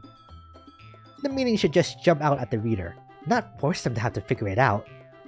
Help me explain that to her, Aiden. Wait. There's a reason we have so many deep and expressive words in our language. It's the only way to convey complex feelings and meaning them most effectively. Avoiding them is not only unnecessarily limiting yourself, it's also a waste. You understand that, right, Aiden? Well? How did I get dragged into this in the first place? It's not like I know anything about writing. But whoever I agree with, they'll probably think more highly of me. So of course, that's gonna be, help me, Sayori! Natsuki. Natsuki glares at me, drying up any words I had in my mouth. So instead, I turn to Yuri. Yuri. But Yuri's expression is so defenseless that I can't bring myself to say anything to her. Shake my head, easy way out? Okay, but I would definitely try to play both sides in this situation. Like, okay, there's a time and place for simple and complicated, and it is just personal preference. Which one you enjoy and what you're trying to convey with your writing, but that would probably give me 2 slaps to the face by both of them. So that's just my own personal take on it, but I know that it would not play out well if I chose either side. Yeah, everyone's fighting is making Sayori uncomfortable. How can the two of you keep fighting when you know you're making your friend feel like this? Aiden. Well, that's her problem. This isn't about her. I agree. It's unfair for others to interject their own feelings into our conflict. Yeah, unless Sayori wants to tell Yuri what a stuck-up jerk she's being. She would never. It's your immaturity that's made her upset in the first place. Excuse me? Are you listening to yourself? This is exactly why nobody likes... Stop! Natsuki, Yuri, you guys are my friends. I just want everyone to get along and be happy. My friends are wonderful people, and I love them because of their differences. Natsuki's poems? They're amazing because they give you so many feelings with just a few words. And Yuri's poems are amazing because they paint beautiful pictures in your head. Everyone's so talented. So why are we fighting? Because... well... Also, Natsuki's cute and there's nothing wrong with that. And Yuri's boobs are the same as they always were. Big and beautiful. There's no way that, girls actually talk this way of each other. Right? Right? This feels too fictional. Sayori. Sayori stands triumphantly. Monica stands behind her with a bewildered expression. I'll make some tea. Yuri rushes off. Natsuki sits down with a blank expression on her face, staring at nothing. Hey, I'll hold up a mirror. Stare at yourself instead, not me. So this is why Sayori is vice president. I whispered to Monica. She nods in return. To be honest, I might come off as a good leader, and I can organize things, but I'm not very good with people. I couldn't even bring myself to interject. As president, that's kind of embarrassing of me. Kind of the same way with me being the first chair of my section in orchestra. I was only first chair because I played good, but in terms of actually having people skills, that's always been the specialty of the second chair. So yeah, the only thing that I could really do in my situation is just make sure that nobody disliked me, so that we can all be a group in our section. So yeah. Oops, I clicked that on accident. Nah, it's not like I can blame you. I wasn't able to say anything either. Well, I guess that just means Sayori is amazing in her own ways, isn't she? You could say that. She might be an airhead, but sometimes it's weirdly suspicious that she knows exactly what she's doing. I see. Take good care of her, okay? I would hate to see her get herself hurt.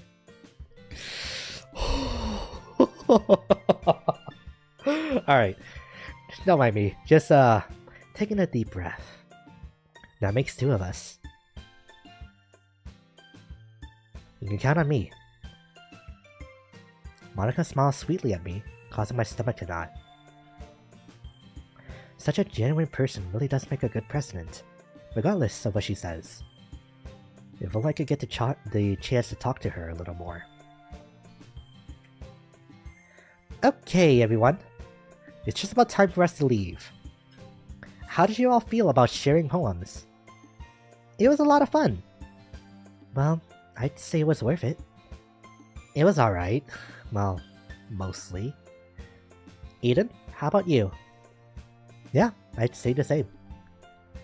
It was a neat thing to talk about with everyone. Awesome! In that case, we'll do the same thing tomorrow. And maybe you learned something from your friends too. So your poems will turn out even better. I think to myself, what a wonderful world. I did learn a little more about the kinds of poems everyone likes. With any luck, that means I can at least do a better job impressing those I want to impress. I nod to myself with newfound determination.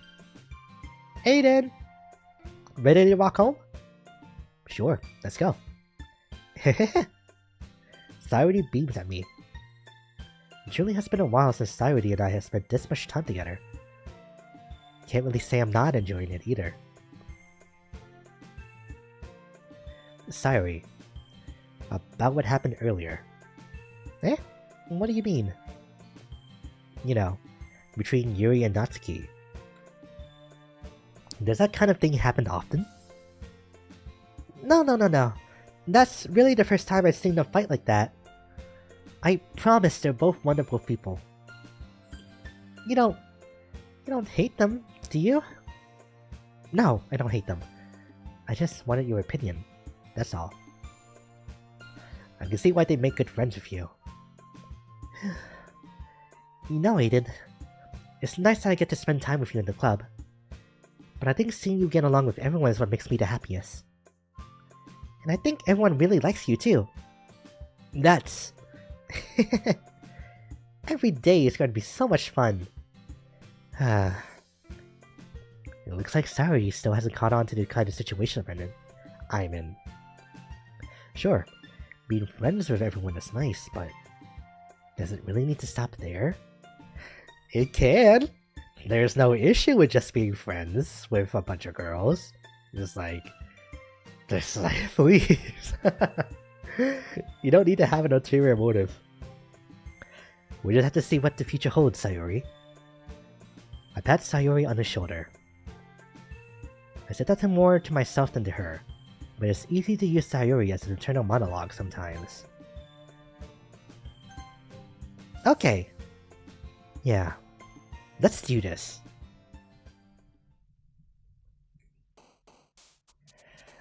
This again?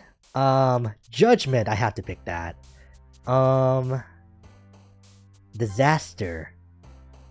Hope. Kiss. Fester. Alone. If Lost isn't here, and I need to pick it. Heartbeat. Disoriented adventure. I think I picked adventure last time too.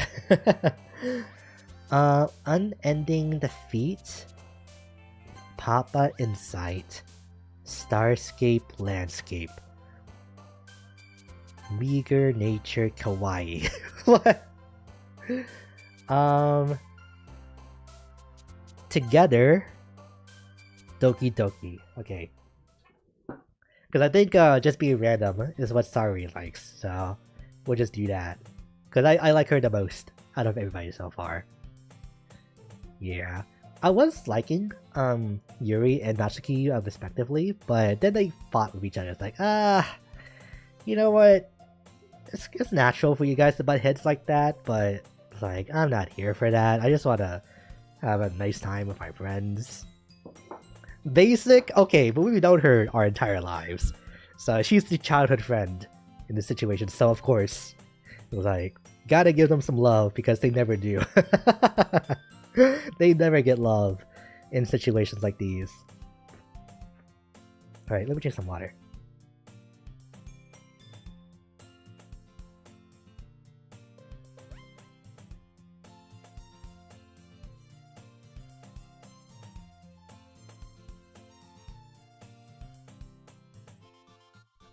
Yeah. But just from seeing all this too, I'm trying to think about how everything is gonna play out. But Monica is very secretive about herself so far. So it makes me wonder what like she's hiding about herself, you know? And then with Yuri, she does have like some kinda dark thoughts, but overall she is well informed, which I expect about her.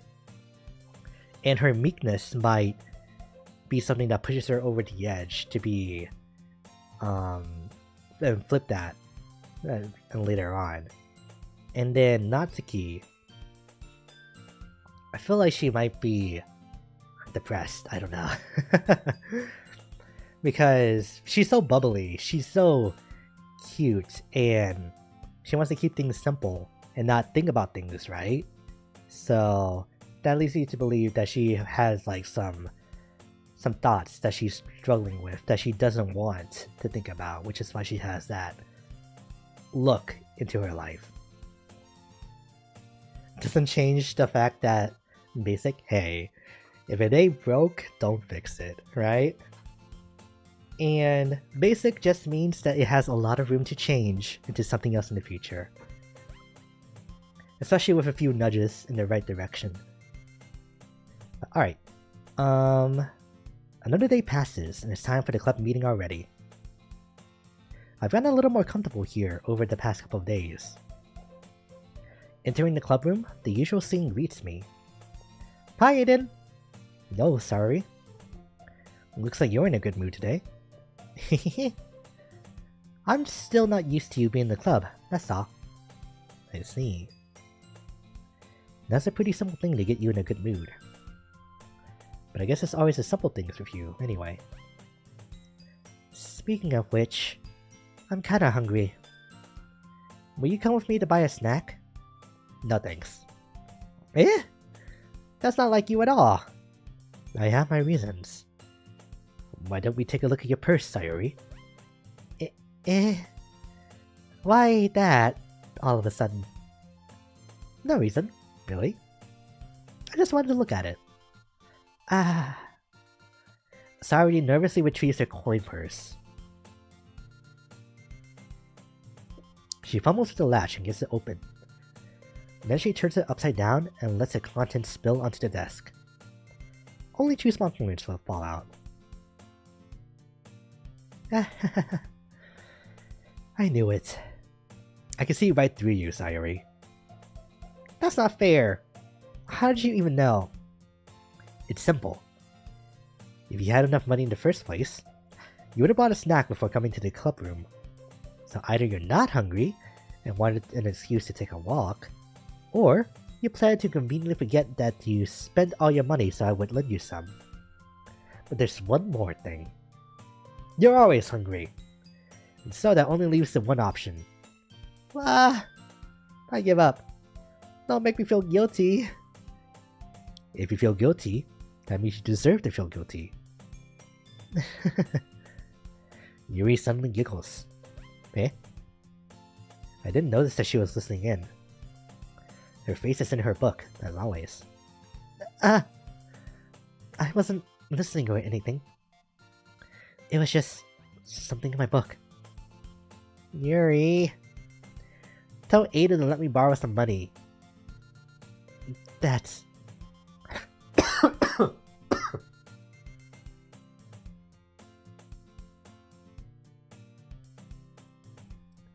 Oh dear lord. Sucked in, a little bit too much air there, I guess.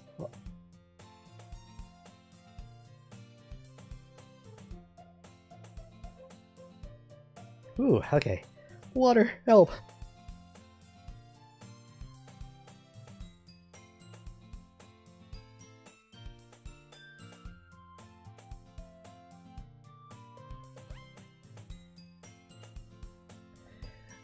Okay.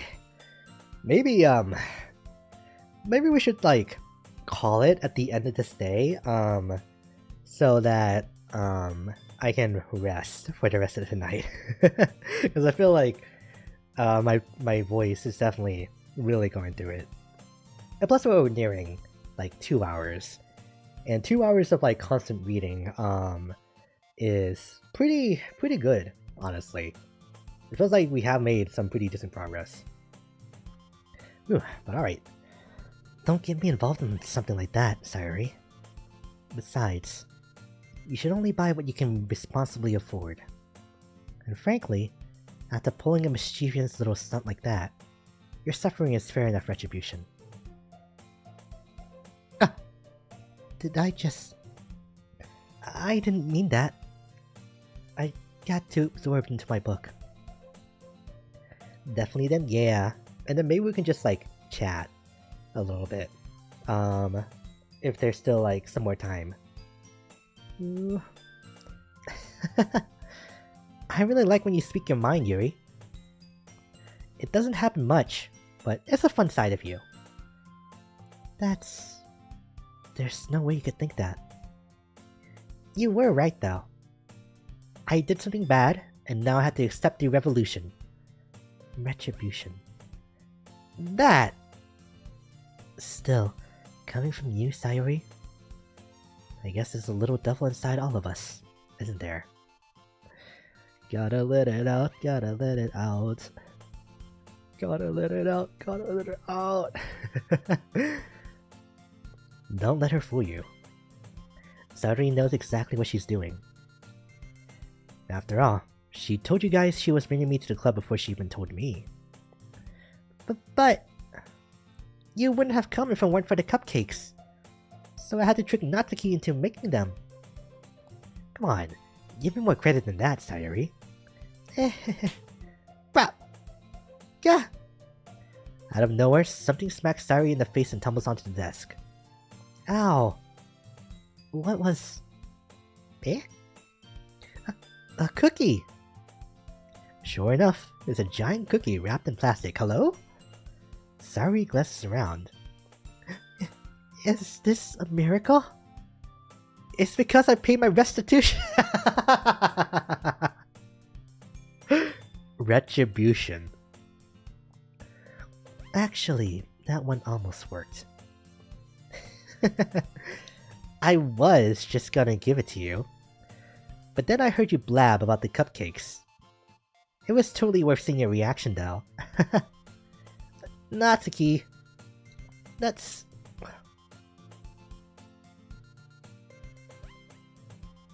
Ooh, oh boy. That's so nice of you.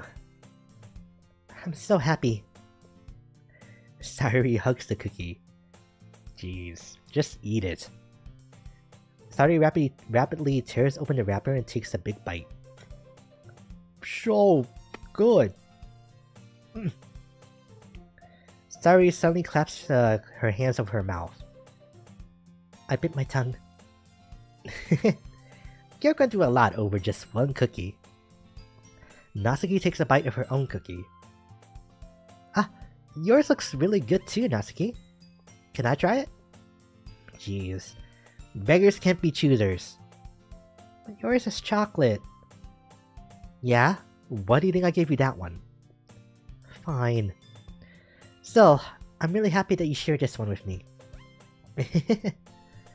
Sayori gets out of her seat and goes behind Natsuki, then wraps her arms around her. Ah, jeez. I get it. Cookie still in hand, Natsuki reaches up to nudge Sayori off of her. Sayori suddenly leans down and takes a bite on Natsuki's cookie. Oh! Okay, that's what that was. Hey! Did you seriously just try to do that? Mouthful, Sayori trots away to safety. Yui and I laugh as well. Jeez, you're such a kid sometimes. Monica, can you tell Sayori? Eh? Natsuki glances around. Monica isn't in the clubroom. Ugh. Where's Monica anyway? Good question. Have any of you heard anything about her lately? Not me. Yeah, I haven't either. That's a bit unusual. I hope she's okay. Of course she's okay. She probably just had something to do today. She's pretty popular after all. Eh? You don't think she has a... I wouldn't be surprised. She's probably more desirable than all of us combined. That's true. Excuse me? Suddenly the door swings open. Sorry, I'm super sorry. Ah, there you are. I didn't mean to be late. I hope you guys weren't worried or anything. Eh? Monica chose the club over her boyfriend after all. You're so strong-willed. Boyfriend? What on earth are you talking about? Monica quizzically glances at me. Ah, never mind that. What held you up anyway? Ah, well, my last period today was study hall. To be honest, I kinda just lost track of time. That makes no sense though. You would have heard the bell ring at least. I must not have heard it since I was practicing piano. She's a pianist? Piano? I wasn't aware you played music as well, Monica. I don't really. I kinda just started recently. I've always wanted to learn piano. Me too! That's why I've been on and off about learning it over these past, 6 years. Man.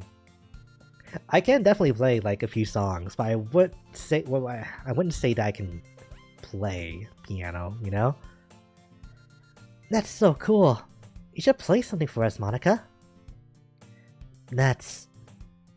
Monica looks at me.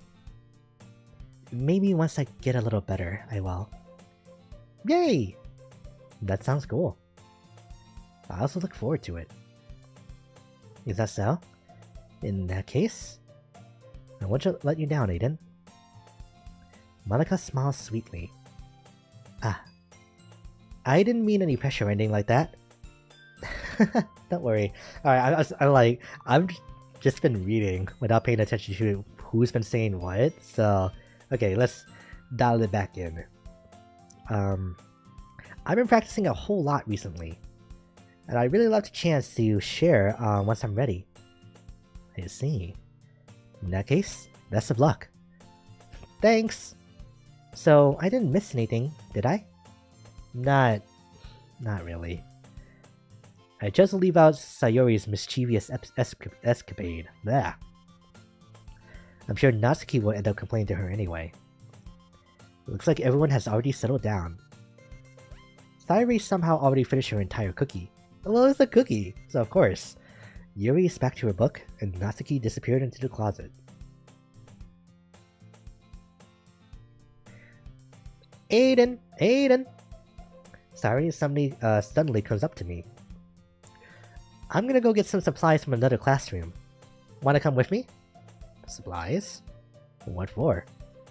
Well, you know how the festival is coming up. Me and Monica were going to make some posters and stuff. So I need to go find some crayons, markers, and glue sticks. Ah, I see. Sure, I'll go with you. Yay! Okay, Monica, we'll be back soon. Are you going with Aiden to get the supplies? There's no need to trouble yourself. I'd be happy to go with him. Aw, but I wanted to go. It's so much more fun exploring empty classrooms and stuff. Okay. It was just a suggestion. See if you can find poster paper too, okay? Okay! Ready, Aiden? Yep, let's go. Sayuri and I exit the classroom. I follow behind as Sayuri hums and skips around the hallway. Honestly, it feels like I'm taking a kid to the mall or something. Haha, boy. Sayuri finds pleasure in the simplest things sometimes. Hey, Sayuri, what exactly are we doing for the festival anyway? I'm not sure how you would make an event out of literature. Me and Monica have it all planned out. Don't you worry. Is that so? Yep. We're gonna do a poetry performance. A performance? Of what kind? Well, everyone's gonna take turns on stage and recite their favorite poems. Ah, that sounds kind of dull. Aiden, you're not thinking about it the right way at all. It's not just about reading poems. It's about performing them. Like, you say the lines in the poem like, between my feet, the last remaining flower beckons to me. I twist the stem, freeing it from its clinging roots, caressing the final joyous moment between my fingers. But to what ends have I summoned this joy? For now, when I look in every direction, the once prosperous field before me is but a barren wasteland. Like that. What the fuck? How do I put this? I'm sure it's just me, but it's impossible for me to take you seriously when you talk like that. Perfect.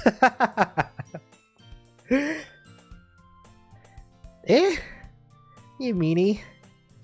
I'm working super hard on this, you know? Ah, I know. I just meant that it's a pretty unordinary contrast. It's a pretty unordinary contrast to your cute self. Don't say that. It's embarrassing. But I guess that means I'm doing a good job. Well, I guess so. I'm so excited.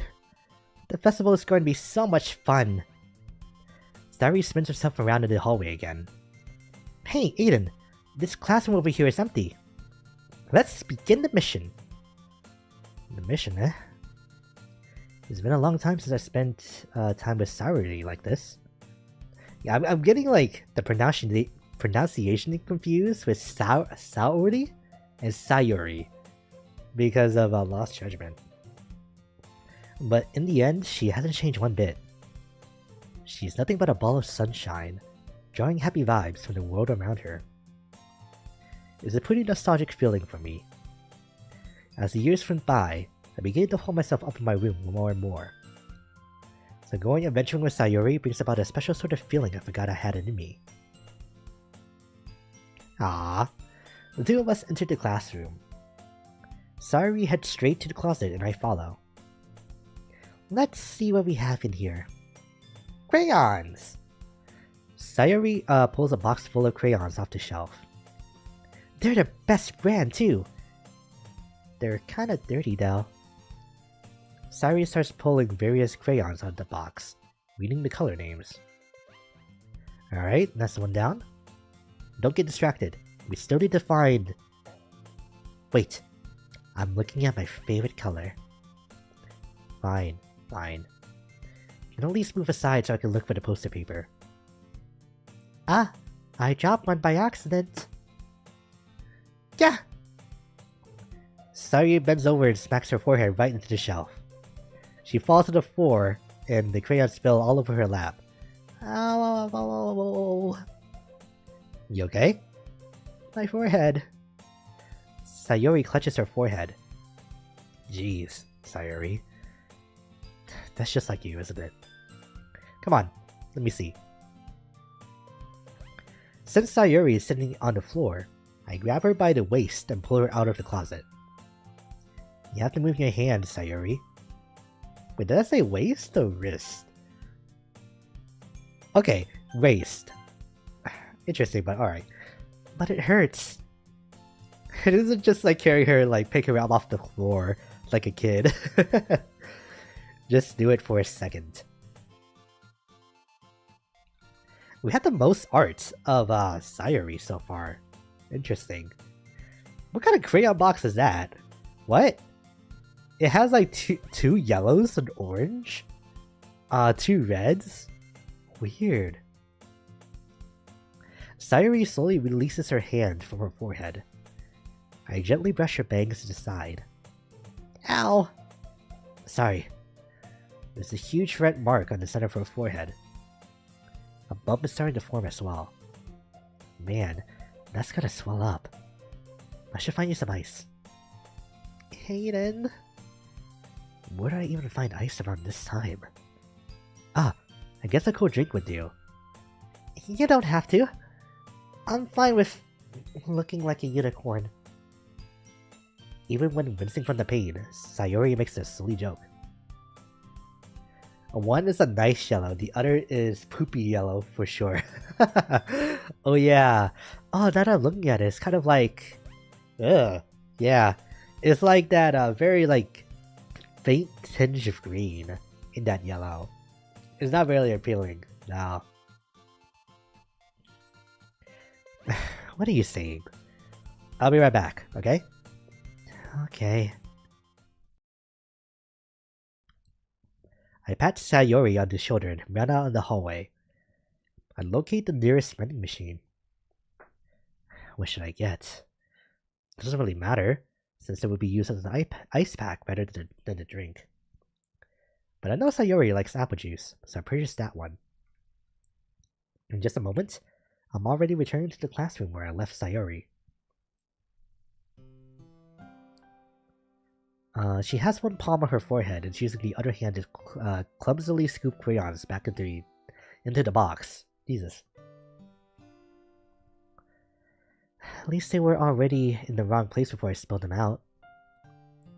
Sayuri, here. I hand Sayuri the bottle of apple juice. Wait, why does it look like it's already half drunken? Excuse me, had to burp. It's nice and cold. Sayuri opens the cap and starts drinking from it. Ah. Sayuri, what are you doing? It's for your forehead, idiot. Ah. Sorry, I forgot. How hard did you hit your head? Sayuri places the bottle against the bump on her head. Sorry, I drank some. Ah, both you and Sayuri both, huh? It stings. Just spare with it. It'll feel better soon. Looks like you cleaned up most of the crayons, so that's good. Hey, Aiden. This kind of reminds you of growing up, doesn't it? Huh? What do you mean? You know, how we used to play outside all the time? I would always try to keep up with you. You were kind of oblivious in some ways.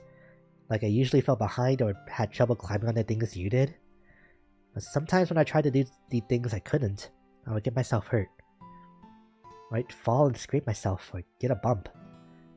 And I would start crying really hard. You would rush over as quick as you could. You would try really hard to get me to stop crying.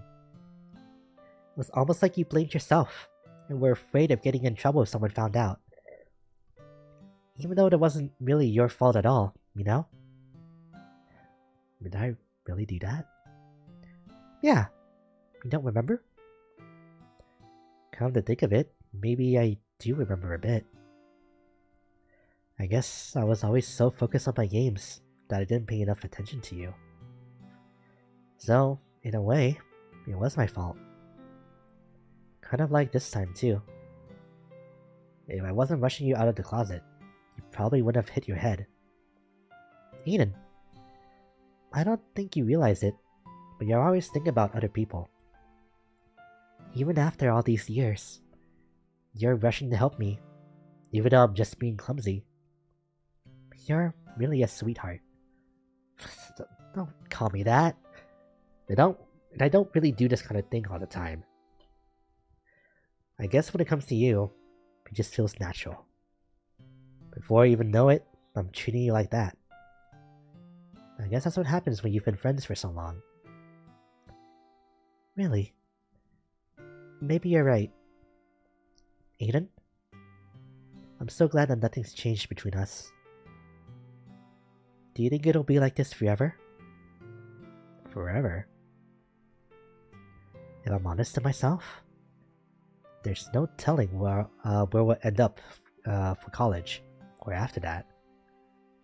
So it wouldn't be fair for me to make any promises. But, well, I hope so. It's been this long already, right? I can't imagine you ever changing, so my hopes are up. I'm so happy. Sayori has a whimsical expression in her eyes. We remain silent for a moment. She's so silly and clumsy on the outside that when I see her deep in thoughts like this, it makes me not want to disturb her. I guess we should go back. I don't want to worry Monica, you know? Good luck with that. She's gonna see your forehead either way. Not if I hide it under my bangs. Sayori hops to her feet. Ah! She clutches her forehead again. Don't stand up so fast after hurting yourself. Don't take a nap, either. Well, I guess it's too late now. Anyway, let's go. I follow Sayori out of the classroom. Sayori plays with her bangs to try to hide the bump, but without much success. In a moment, we make it back to the club room. Ah, you're back. Good timing. I was just about to start with with sharing our poems. Eh? Sayori, your forehead. She's fine. Don't worry about. I was playing with the crayons and smacked my forehead into the shelf.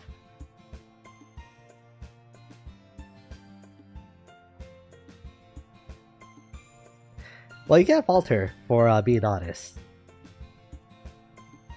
Well, anyway, were you able to find everything we needed? Just move on. Uh-huh. I have rights. Eh? Sayori frantically glances around herself. I forgot all the stuff. Calm down, Sayori. I have it all right here. I will falter? Dang. I don't know. I like honest people. So even if they just like say things that they shouldn't and experience themselves. I found the poster paper too. Sounds like you ended up doing all the work, Aiden. Well, Sayori. I failed to come up with an excuse for Sayori. I made it an adventure. Yeah, that. Ah, okay. In any case, good work. I'll start working on the posters tonight. Me too. Okay, everyone. Are you ready to share your poems? Guess I should grab mine. After making sure the crayon box is closed tightly, I return to my seat. Oh boy, here we go. Alright, I'm just gonna save here because it's been a while. Aiden, I really love your poems. I can't believe you've been hiding these from me. Eh? I'm not hiding anything. But your poems are so good. Yesterday's and this one too. You can't tell me you haven't done this before. I mean, you're really the only one who feels that way, so... Eh? No way! Not even Natsuki? Well, I guess Natsuki is the least likely to admit how much she likes something. But I don't think it's that. What do you mean? Well, I guess I'll be honest about it. It's a lot easier to write poems when I'm thinking about you. Ah yes, misfortune, Doki Doki, what else like crazy things do we put on there? Yes, when I think of Sayori, these things come to mind. Eh? Stop thinking weird things, idiot. I just mean that you're a really expressive person, I guess. How am I supposed to write poems about my own stupid life? But you somehow make everything in your life an adventure. Even the little things. Like cooking! You know, because we had our conversation about eggs earlier, I kind of really want to cook myself some breakfast right now. Even though it's almost 10 o'clock my time for me. Let's not talk about that. So, yeah. I guess what I'm saying is I can feel more feelings through you than I can through myself. I know, that's exactly how I feel right now. We have that kind of weird connection. But the thing is, oh, right! I never talked about this, but before in the past, I was trying to make burgers for myself, right? And I had bought like some bacon that I could cook to put onto my burgers too. But one day, I looked in the fridge and I saw that all the bacon that I had just opened was gone. So I thought that was weird because I was looking around the fridge and I was like, huh, did everyone else in my house already eat the bacon? They don't really eat that stuff though, so that's weird. And I just kind of left it at that. But then, fast forward, like 2 or 3 weeks later, and I opened up the freezer side of my fridge, and just kind of rummaging around because I was trying to get something else that I needed for cooking. And after I lifted up like one bag, I saw the bacon inside of the freezer, and I'm just like, what? It's like, I know I didn't put that in there, so I'm guessing that my parents have put the bacon that I had opened in the freezer, I guess, so that they could preserve it for longer, because it was meat after all. But even though I appreciate the sentiment, I don't think you can preserve bacon that way. So yeah, again, I appreciate the thought, but yeah, that was a very, very funny discovery for me that day. And this was like a few weeks ago. So yeah, I've never seen anyone put bacon in the freezer. Me neither. This is a first for me too, so don't worry. And I can't imagine it was that long since from the time that I actually used the bacon, between them seeing it and putting it inside the freezer. Unless I'm completely mistaken and I did put it in there by mistake, but no, it was like kind of buried under other stuff, so I don't think I personally did that. Alright, but yeah, I do kind of want to make the breakfast, but we don't have any bread to make toast with, so because I don't want to have just eggs, you know. I would want to have it with like with toast and bacon too.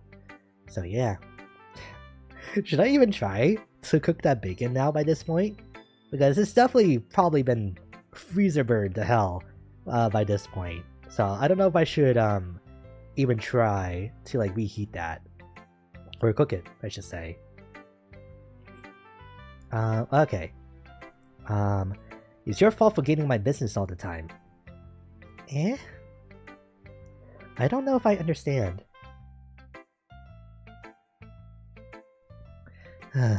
Yummy ice crystals.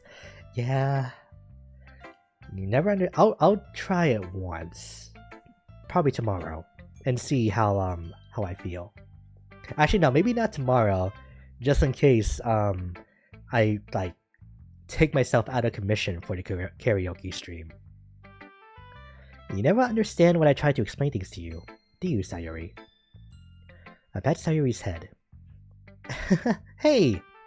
I'm not a kid, you know. Are you sure about that? Maybe?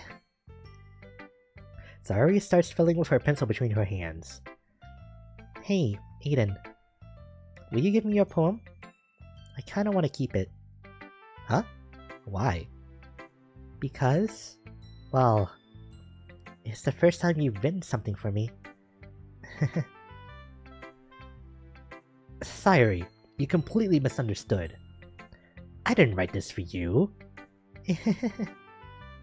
Are you even listening anymore? Well, whatever. This man has the density of the entire sun, concentrated in his brain. God. You eat it and you see the Dark Souls message. You have been poisoned. And the message appears in your vision. No! You know how fast poison, like, ticks away in Dark Souls 2, so I would be screwed. That would easily shave off, like, 40 years off of my life. I'll give it to you when we go home. Really? Snap. Ah! I broke my pencil. Sayori hastily bends down to pick up the piece she dropped. But being inattentive of her surroundings, she bumps right into me. Sorry. It's fine, it's fine. I'll get it for you. I bend down and pick up the broken pencil. Sayori clutches the desk beside her to support herself, knees shaking. I'm a little clumsy today. Let's sit down, Sayori. Yeah. I grab Sayori's arm and helps her sit at the desk. Is this because she hit her head? Or is this something more sinister going on here? Anyway, I still haven't read your poem. Oh! Sorry, I forgot about that. But it's not as good as yours. Jeez, don't worry. I'm sure I'll like it. Bottles. Whoa, oh my god, it's way longer now. Alright. Let me do the voice that I did earlier for this. Alright. I pop off my scalp like the lid of a cookie jar. It's the secret place where I keep all of my dreams. Little balls of sunshine, all rubbing together like a bundle of kittens. I reach inside with my thumb and forefinger and pluck one out. It's warm and tingly, but there's no time to waste. I put it in a bottle to keep it safe, and I put the bottle on the shelf with all of the other bottles. Happy thoughts, happy thoughts, happy thoughts in bottles, all in a row.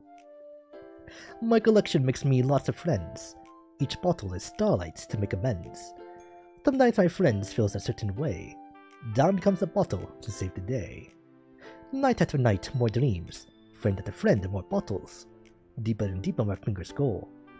Like exploring a dark cave, discovering the secrets hiding in the nooks and crannies. Digging and digging, scrapping and scrapping. I blow dust off my bottle caps, but it doesn't feel like time elapsed. My empty shelf could use some more. My friends look through my locked front door. Finally, all done. I open up and in come my friends. And they come in such a hurry that they want my bottles that much. I frantically pull them from the shelf, one after the other, holding them out to each other and every friend, each and every bottle. But every time I let one go, it shatters against between my feet. Happy thoughts, happy thoughts, happy thoughts in shards, all over the floor. They were supposed to be for my friends who weren't smiling. They were shouting, pleading, something, but all I hear is echo, echo, echo, echo, echo, inside my head. What is this accent? Calm down, Dracula. Nice, that was exactly what I was going for. So I did it. I did a good job. Alright, let me just like skip through this again, because I feel like these longer poems actually have a lot more to them compared to the first. Okay. No! No! Wait! Go back! No! Wait, we saved. Yes. Okay. Let's go back to the poem. Yeah. No!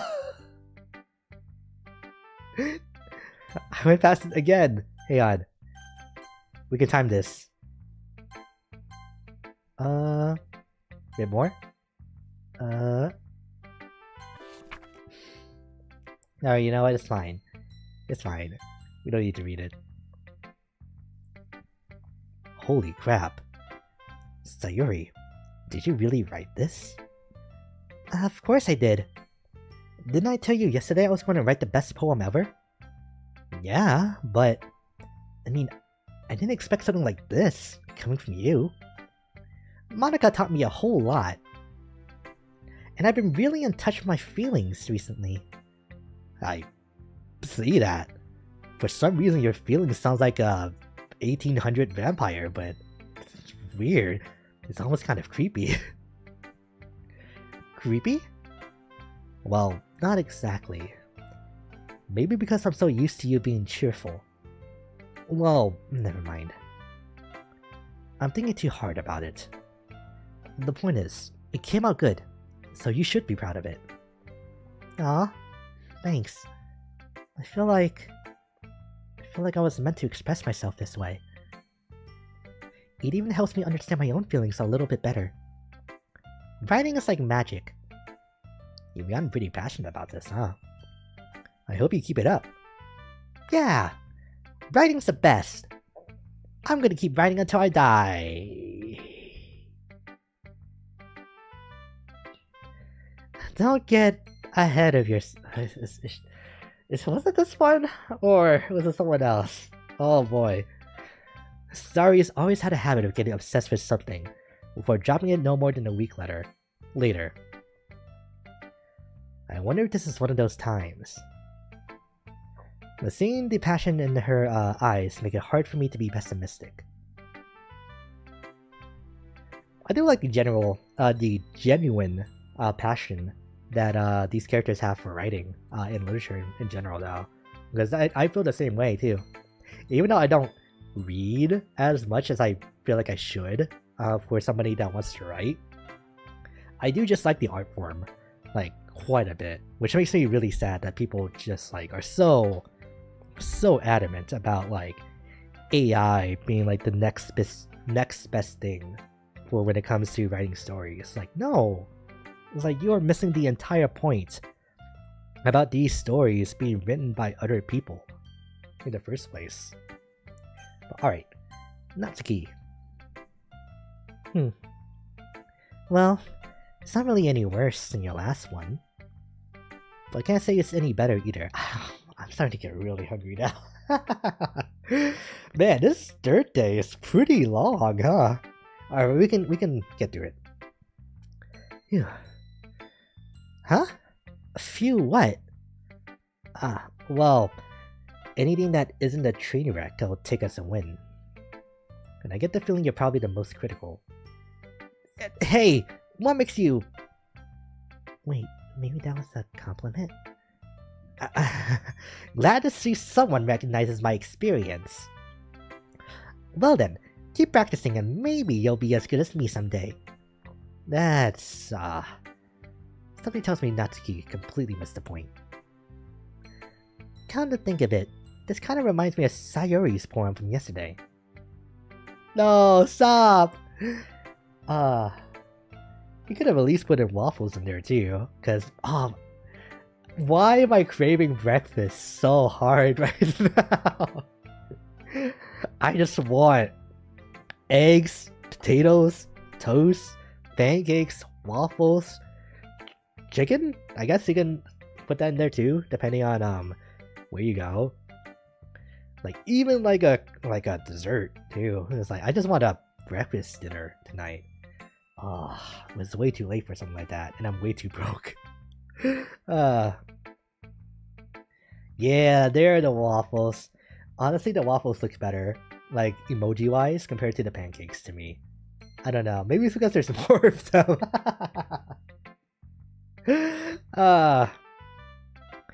I am in shambles right now. Okay. You think so? Yeah. Well, I guess if you've been friends with her for so long, you might be on the same wavelength. But you never really struck me as her type. Sayuri has a type, all of a sudden? Well, I don't know. But honestly, how can someone so... fluffy spend so much time with someone like you? It's like she's dragging around a dead weight. bastard called me dead weight. Yeah, we haven't gotten there yet in Devil May Cry. Ugh. That was a little unnecessary. But think of it this way. If it weren't for me, she would probably just fly away like letting go of a balloon. Hey there! You could say we each take care of each other in our own way. Whatever it is, I don't get it. Oh, yeah. I guess I'm supposed to show you my poem. Here. Alright, here we go. What should I, do for, Natsuki? Because if we're going to do a vampire for, oh. I got an idea. It might turn out, pretty bad. Here you go. Amy Likes Spiders by, Natsuki. Don't know her, last name. You know what I heard about Amy? Amy likes spiders. Icky, wiggly, hairy, ugly spiders. That's why I'm not friends with her. Amy has a cute singing voice. I heard her singing my favorite love song. Every time she sang the chorus, my heart would pound to the rhythm of the words. But she likes spiders. That's why I'm not friends with her. One time, I hurt my leg really bad. Amy helped me up and took me to the nurse. Try not to let her touch me. She likes spiders, so her hands are probably gross. That's why I'm not friends with her. Amy has lots of friends. I always see her talking to people. She probably talks about spiders. What if her friends start to like spiders too? That's why I'm not friends with her. It doesn't matter if she has other hobbies. It doesn't matter if she keeps it private. It doesn't matter if it doesn't hurt anyone. It's gross. She's gross. The world is better off without spider lovers. And I'm gonna tell everyone. I was trying to go for Australian, but I think that was just more like Cockney than anything. Not bad, right? It's quite a bit longer than yesterday's. Yesterday's was way too short. I was just warming up. I hope you didn't think that was the best I could do. No, of course not. Anyway, the message is pretty straightforward in this poem.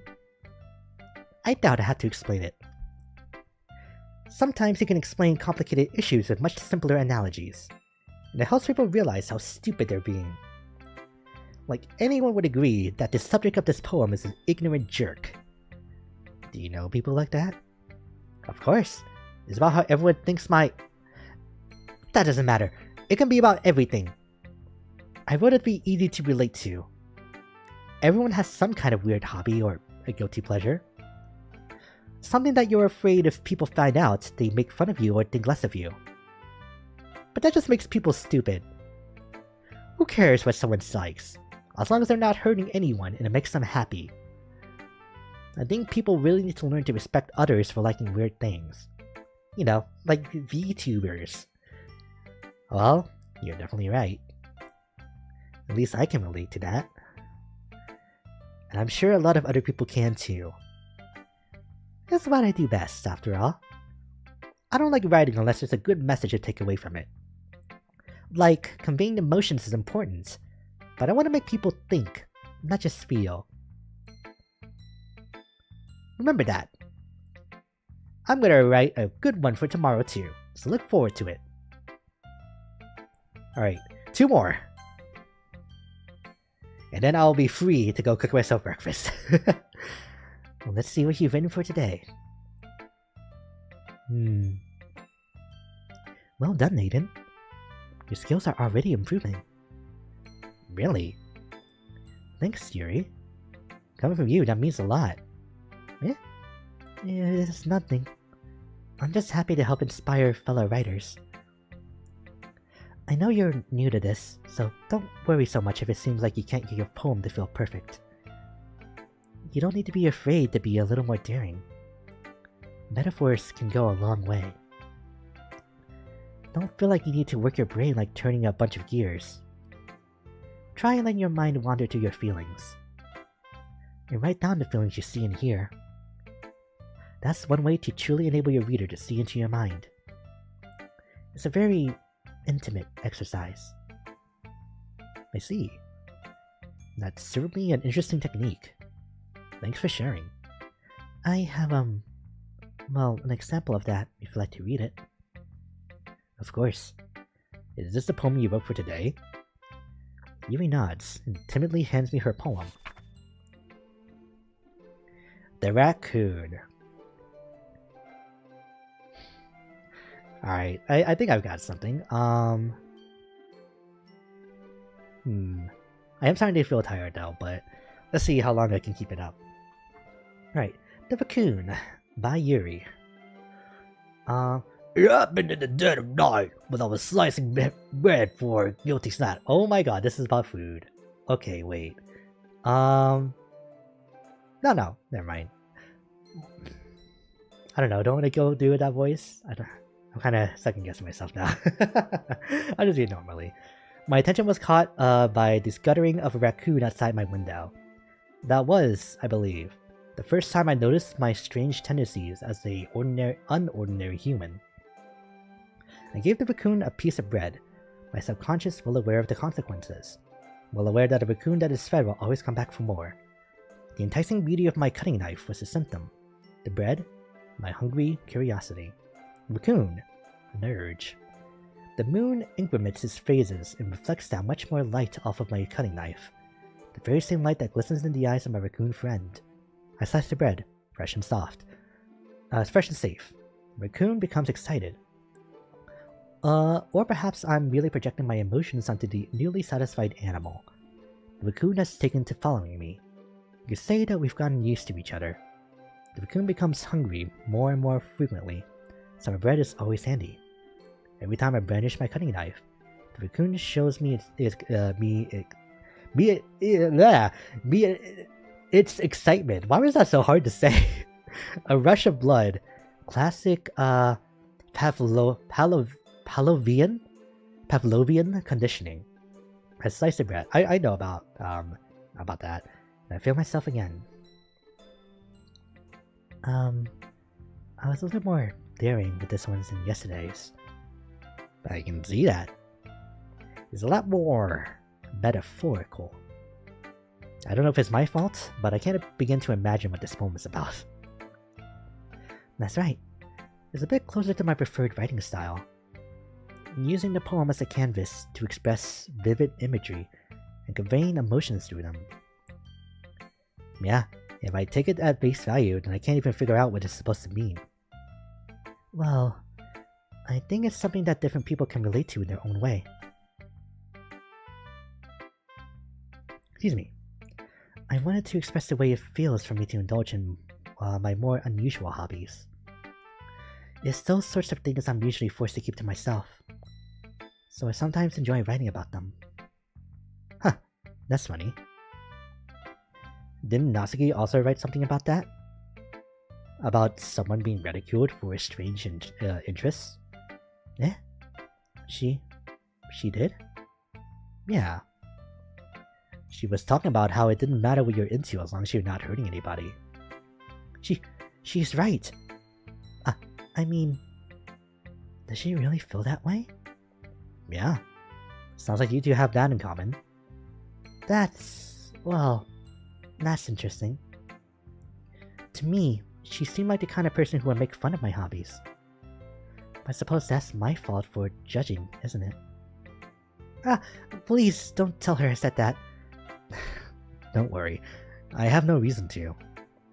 Okay. Well, thank you for sharing it with me. After all, if I hadn't learned to embrace my own weirdness, I would probably hate myself.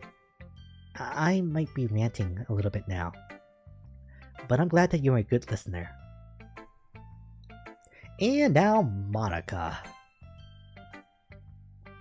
Hi again, Aiden. How's the writing going? Alright, I guess. I'll take that. As long as it's not going bad. Oh, I'll take that. Like, oh, okay. I'm happy that you're applying yourself. Maybe soon you'll come up with a masterpiece. I wouldn't count on that. You never know. I want to share what you wrote for today? Sure. Here you go. I give my poem to Monica. Alright. It's pretty good. It makes me think of Sayori, like the other one that you wrote. You two are like that. Are like the dynamic duo. That's kind of exaggerating it. Yeah, probably. But you do spend a lot of time with her even in this club, don't you? Then again, I don't blame you for being a little shy. I'm not shy. It's just... I'm just teasing. I know it takes a bit of time to make friends with everyone. But Yuri and Natsuki are super interesting people, so don't be afraid to give them their share of time. And you can talk to me every now and then too. I'm not like unapproachable or anything, am I? Cheese to meet you. Oh yeah, cheese can be a part of breakfast too. At this point, my plate is gonna look like those stock images of just like a whole bunch of different food groups, together. No, it's nothing like that. I'm still just getting used to being here, that's all. Yeah. I'm sorry if I was putting pressure on you or something. I really didn't mean it like that. No, don't worry. I get what you're saying. Well, alright. But anyway, you want to read my poem now? I like the way this one turned out, so I hope you do too. Alright, let's take a look. Save Me? That's the name of this poem? Okay. Whoa. Save me. The colors, they won't stop. Bright, beautiful colors. Flashing, expanding, piercing. Red, green, blue, RGB. An endless cacophony. I think that's how you say it. Of meaningless noise. Yeah, okay. The noise, it won't stop. Violent, creating waveforms. Squeaking, screeching, piercing. Sine, cosine, tangent. Like playing a chalkboard on a turntable. Like playing a vinyl on a pizza crust. An endless poem of meaningless. Load me.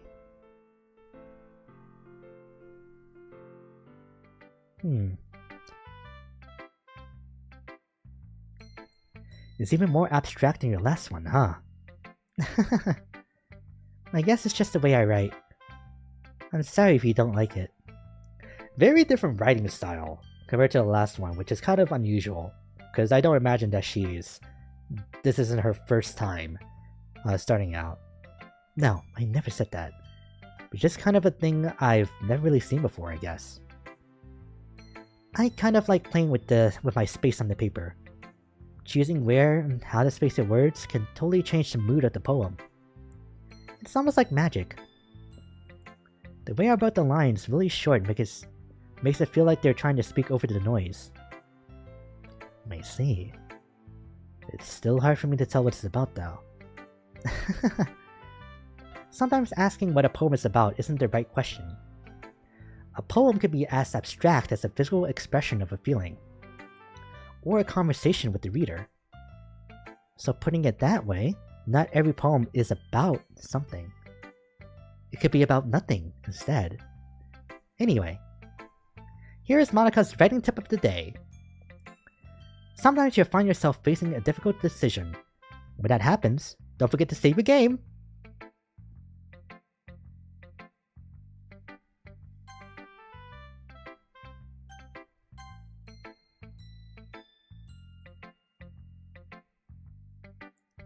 You never know when you might change your mind. Or when something unexpected may happen. Wait, is this tip even about writing? What am I even talking about? That's my advice for today. Thanks for listening to my TED Talk. Okay everyone, we're all done reading each other's poems, right? I have something extra planned today, so if everyone could come sit at the front of the room. Is this about the festival? Well, sort of. Ugh, do we really have to do something for the festival? It's not like we can put together anything good in just a few days. We'll just end up embarrassing ourselves instead of getting any new members.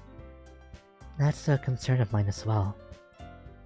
I don't really do well with last-minute preparations. Don't worry so much. We're gonna keep it simple, okay? We won't need much more than a few decorations. Sayori has been working on posters, and I've designed some pamphlets we can give out during the event. Okay, that's great and all, but that doesn't tell us what we're actually going to be doing for the event. Ah, sorry, I thought you heard about it already. We're going to be performing. Performing? Monica? Yeah, we're going to be having a poetry performance. Each of us are going to choose a poem to recite during the event.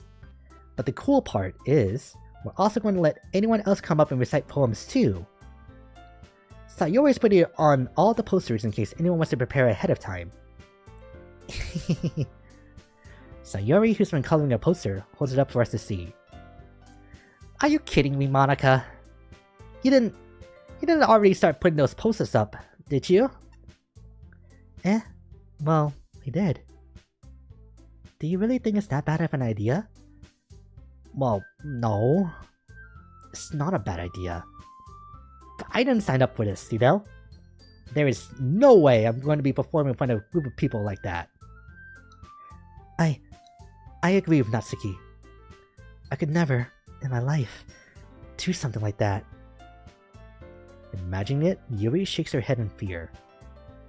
Guys. No, Sayori. I understand where they're coming from. Remember that Natsuki and Yuri have never shared their poems with anyone until just a couple days ago.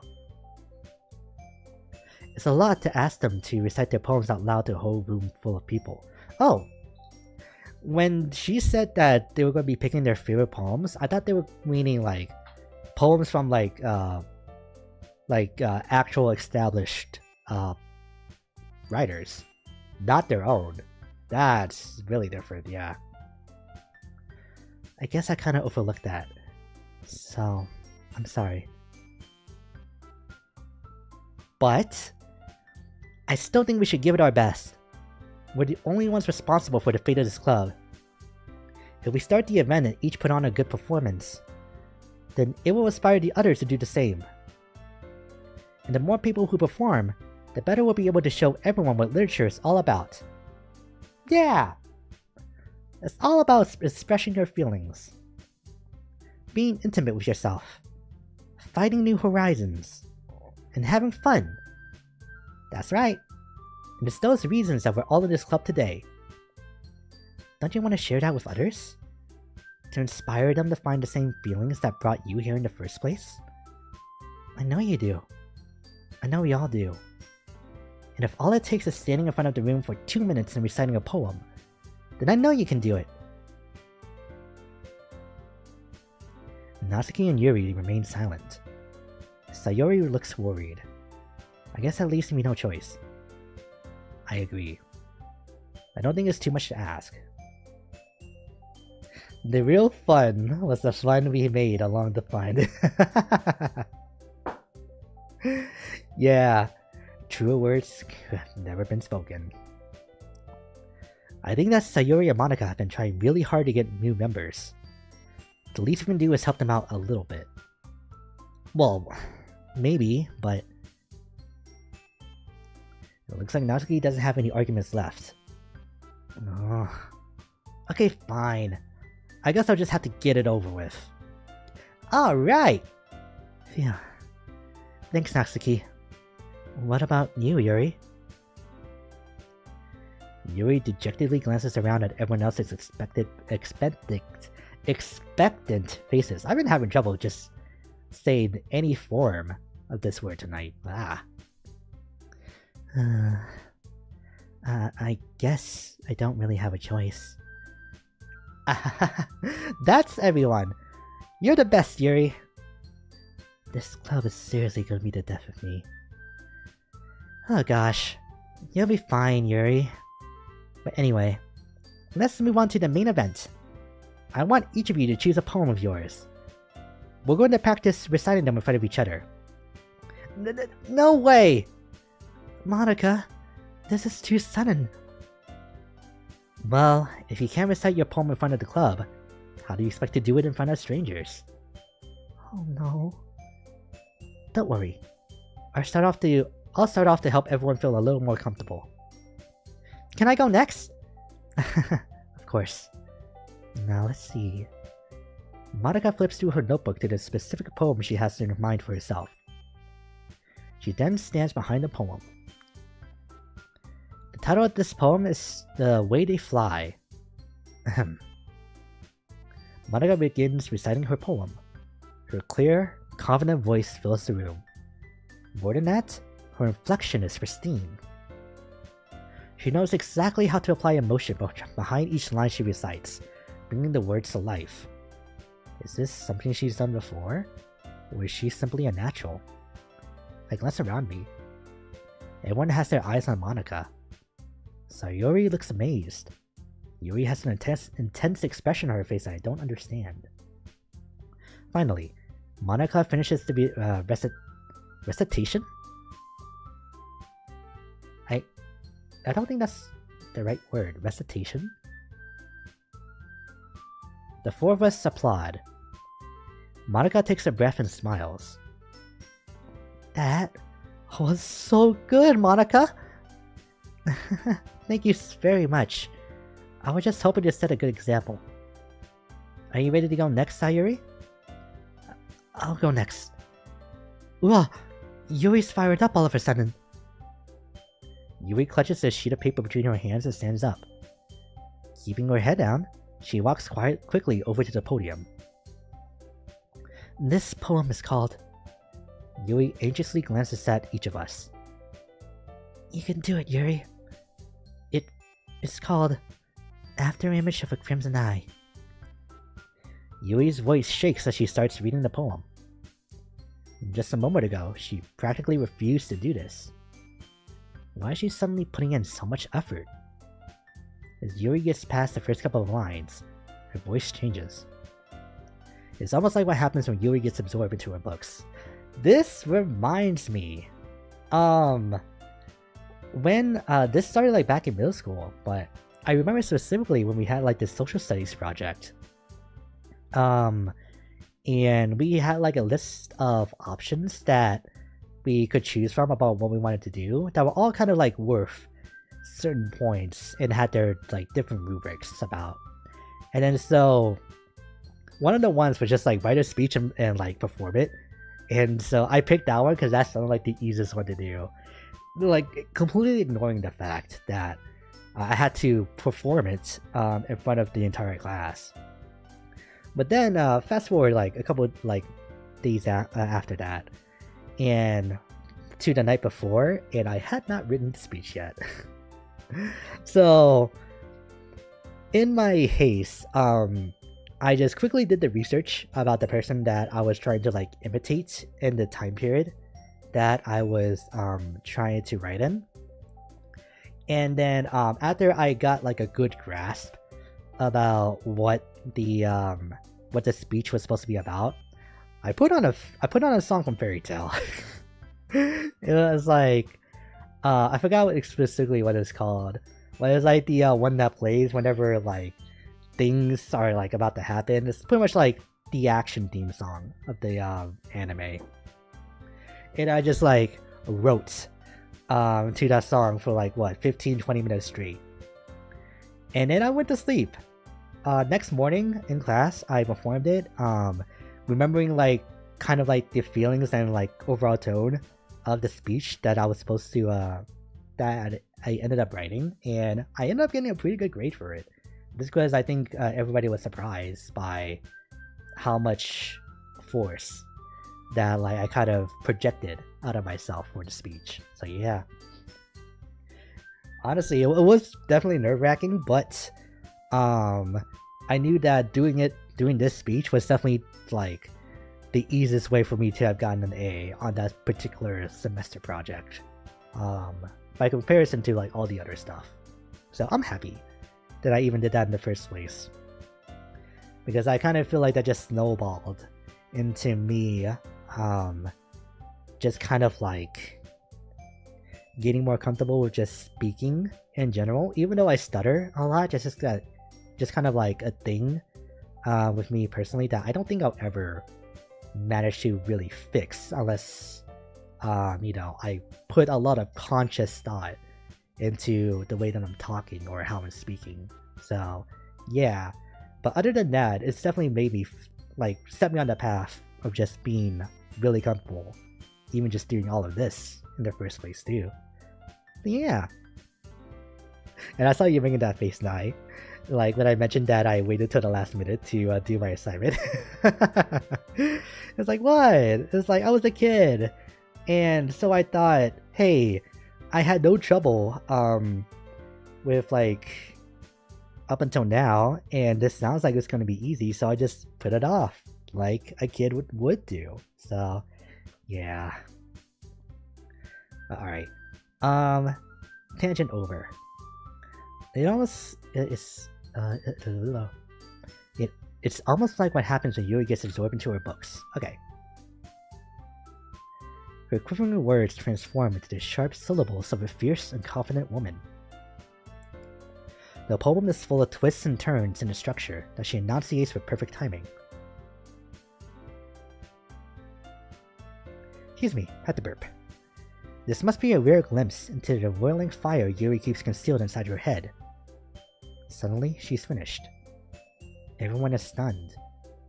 Yuri snaps back into reality and glances around her, as if she bewildered even herself.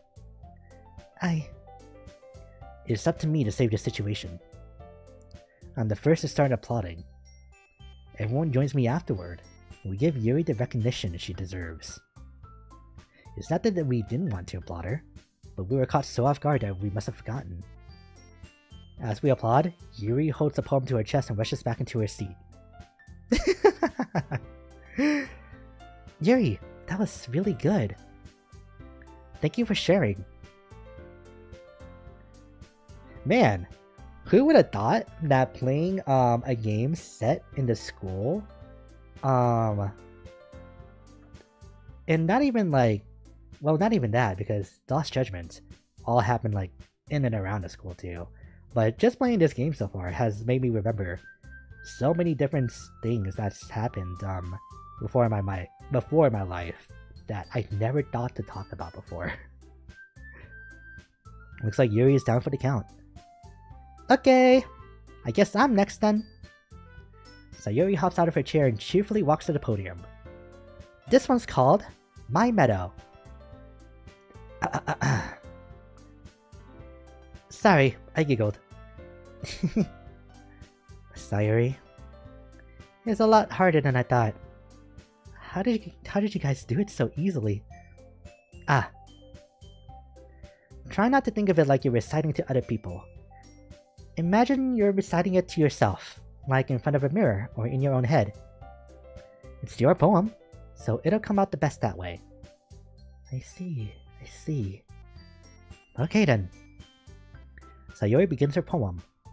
Somehow, it feels like her soft voice was made as a perfect match. The poem isn't aimlessly cheery like Sayori is. It's serene, bittersweet. If I were to read this on paper, I probably wouldn't think much of it. But hearing it come from Sayori's voice almost give it a whole new meaning.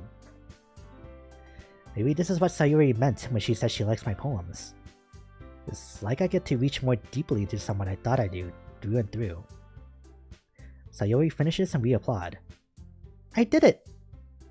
Good job, Sayori. Even Aiden liked it. I guess that's a good sign. What does that even mean? It came out nicely, Sayori.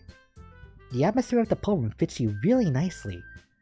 But it might be that the other poems wouldn't work quite as well with that kind of delivery. Eh? I don't really understand. In other words, I've seen poems of yours where that sort of gentle delivery wouldn't work as well. They might need a little more force behind them, depending on what you're reading. Oh, I know what you mean.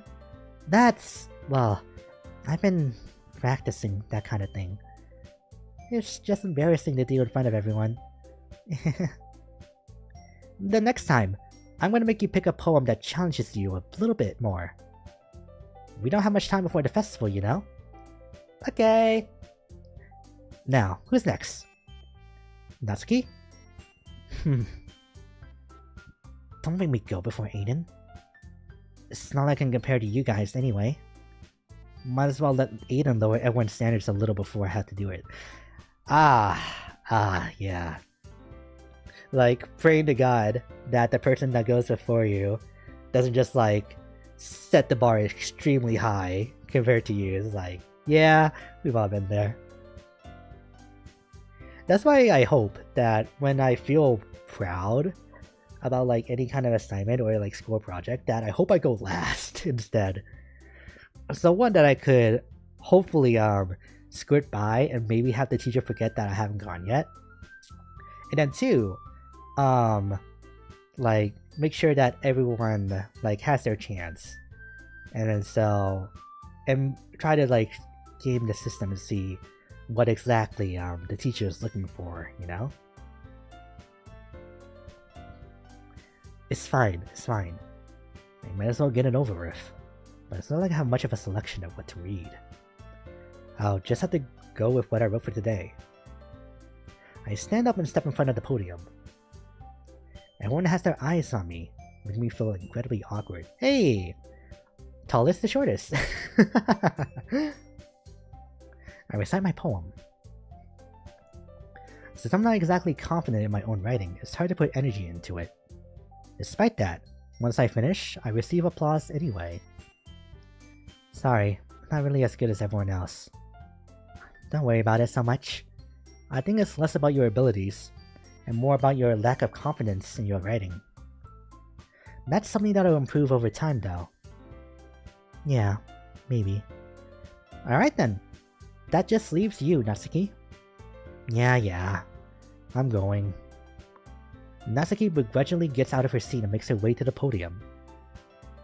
The poem is called...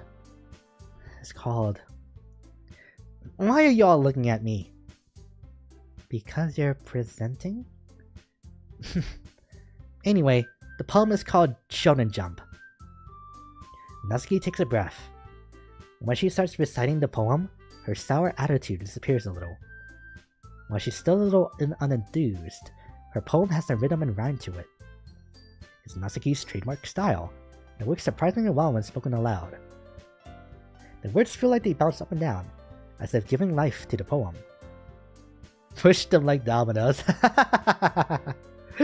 Oh no! Natsuki finishes and everyone applauds. She hops back to her seat. That wasn't so bad, was it? Easy for you to say. You better not make me do that again. Well... Do you at least feel prepared enough to recite a poem in front of other people? I mean, doing it in front of other people will be way easier. I can put on whatever face I want for other people. But when it's just my friends, it's just embarrassing. That's a surprise, Natsuki. I think it would be the other way around for me. But that's just how it is, so... Well, I guess in that case, we won't have much to worry about for the festival. That said, I want to thank everyone for coming through. It might be hard, but I hope that you all have an idea of what it's like now. Make sure you pick a poem and get enough practice before the festival, okay? I'll be making fan flips, so let me know ahead of time what you'll be reciting. Jeez. I should probably find some other poem to recite instead. That's fine too. It doesn't have to be your own. I'm already pleasantly surprised that you're putting in all this effort for the club. It makes me really happy. Yeah, no problem. Okay, everyone. I think that's about it for today. I know the festival's coming up, but let's try to write poems for tomorrow as well. It's been working out really nicely so far, so I'd like to continue that. This is about to become the poetry club instead. As for the festival, we'll finish planning tomorrow and then we'll have the weekend to prepare. Monday's the big day. I can't wait!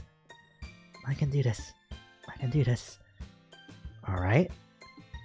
I stand up. There's no way I'll be able to find the same enthusiasm as Sayori and Monica, but I'll do my best to get through it. If it's for the sake of the club, and impressing Monica, then I'll have to do my best. Ready to go, Sayori? Yep! Look at you two, always going home together like that. It's kind of adorable, isn't it? Jeez, you guys. Don't make such a big deal out of it. It must be a little nice, though. Well, how am I supposed to respond to that? It's okay, Aiden. You don't have to say it. Whatever. Let's go already. I walk home with Sayori once... Excuse me. I walk home with Sayori once more. Even though it's only been a few days, a lot of things have already changed.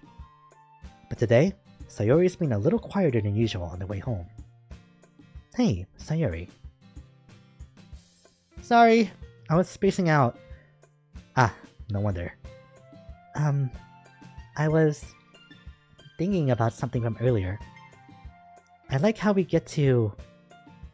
Sayori fumbles for her words. So, let's just say that one day, Yuri asked to walk home with you. Huh? What would you do? What kind of question is that? You're kind of putting me on the spot here.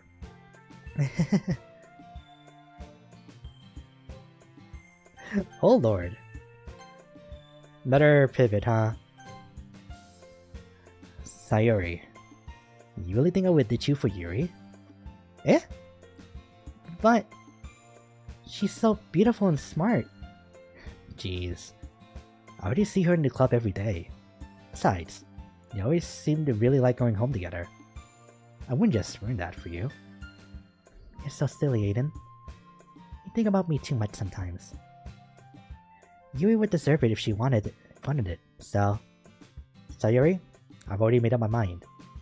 I really can't figure you out sometimes. Sorry. Besides, what's the point of speculating something that's never going to happen? The conversation trails off. It's kind of a weird thing for Sayori to care so much about, but I would respect her and keep her happy too. Then again, the festival is only a few days away. Who knows what will happen at that time? Whew, alright. We can end it here. Oh man. That felt like a really long day. Jesus Christ. But I've been enjoying Doki Doki Literature Club so far. Alright, let me save. And we can switch back. For just like a moment. Alright, exit. Funny prank to make this day last so long by the devs? Like, do you mean that, or do you mean like as a joke? Because yeah, it's kind of crazy how I'm just kind of like, I'm starting to get really hungry, and I'm craving breakfast. So I can't wait until we finish this day.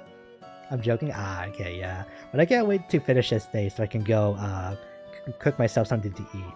And then it goes on for like at least another hour. Yeah. Like I said, I'm enjoying this game so far. It's actually pretty good when you're not thinking about what's gonna happen later on, you know?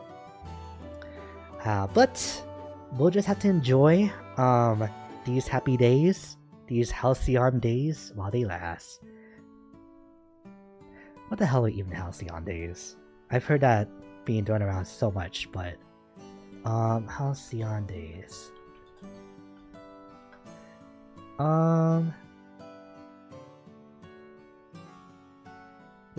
Phrase. Period of calm during the winter, when storms do not occur. Idiomatic. A period of calm, usually in the past and often nostalgic. Oh. Okay. That's according to Wikipedia, so that should be right. Wait, hang on. Halcyon days is an oblique reference to the Greek mythology figures Alcyon and Ceyx and Alcyon. It may also refer to... oh, okay. It's kind of like works of fiction. Gotcha. Yeah. Ah! So that's what that meant. So a period of calm, reminiscing about nostalgic or past days, huh? Wow.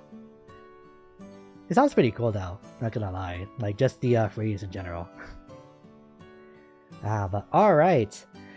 I'm gonna go make myself breakfast. So, Nai, Kron, thank you guys so much for coming by tonight for the stream. And I hope you have a nice rest of your week too. I was hoping to finish a little bit earlier to like getting a little bit of Apex before Lily stream. But now I just want to eat. So the rest of this time is probably gonna be just me cooking. But yeah. Thank you for the stream. Yeah, thanks for stopping by and hanging out.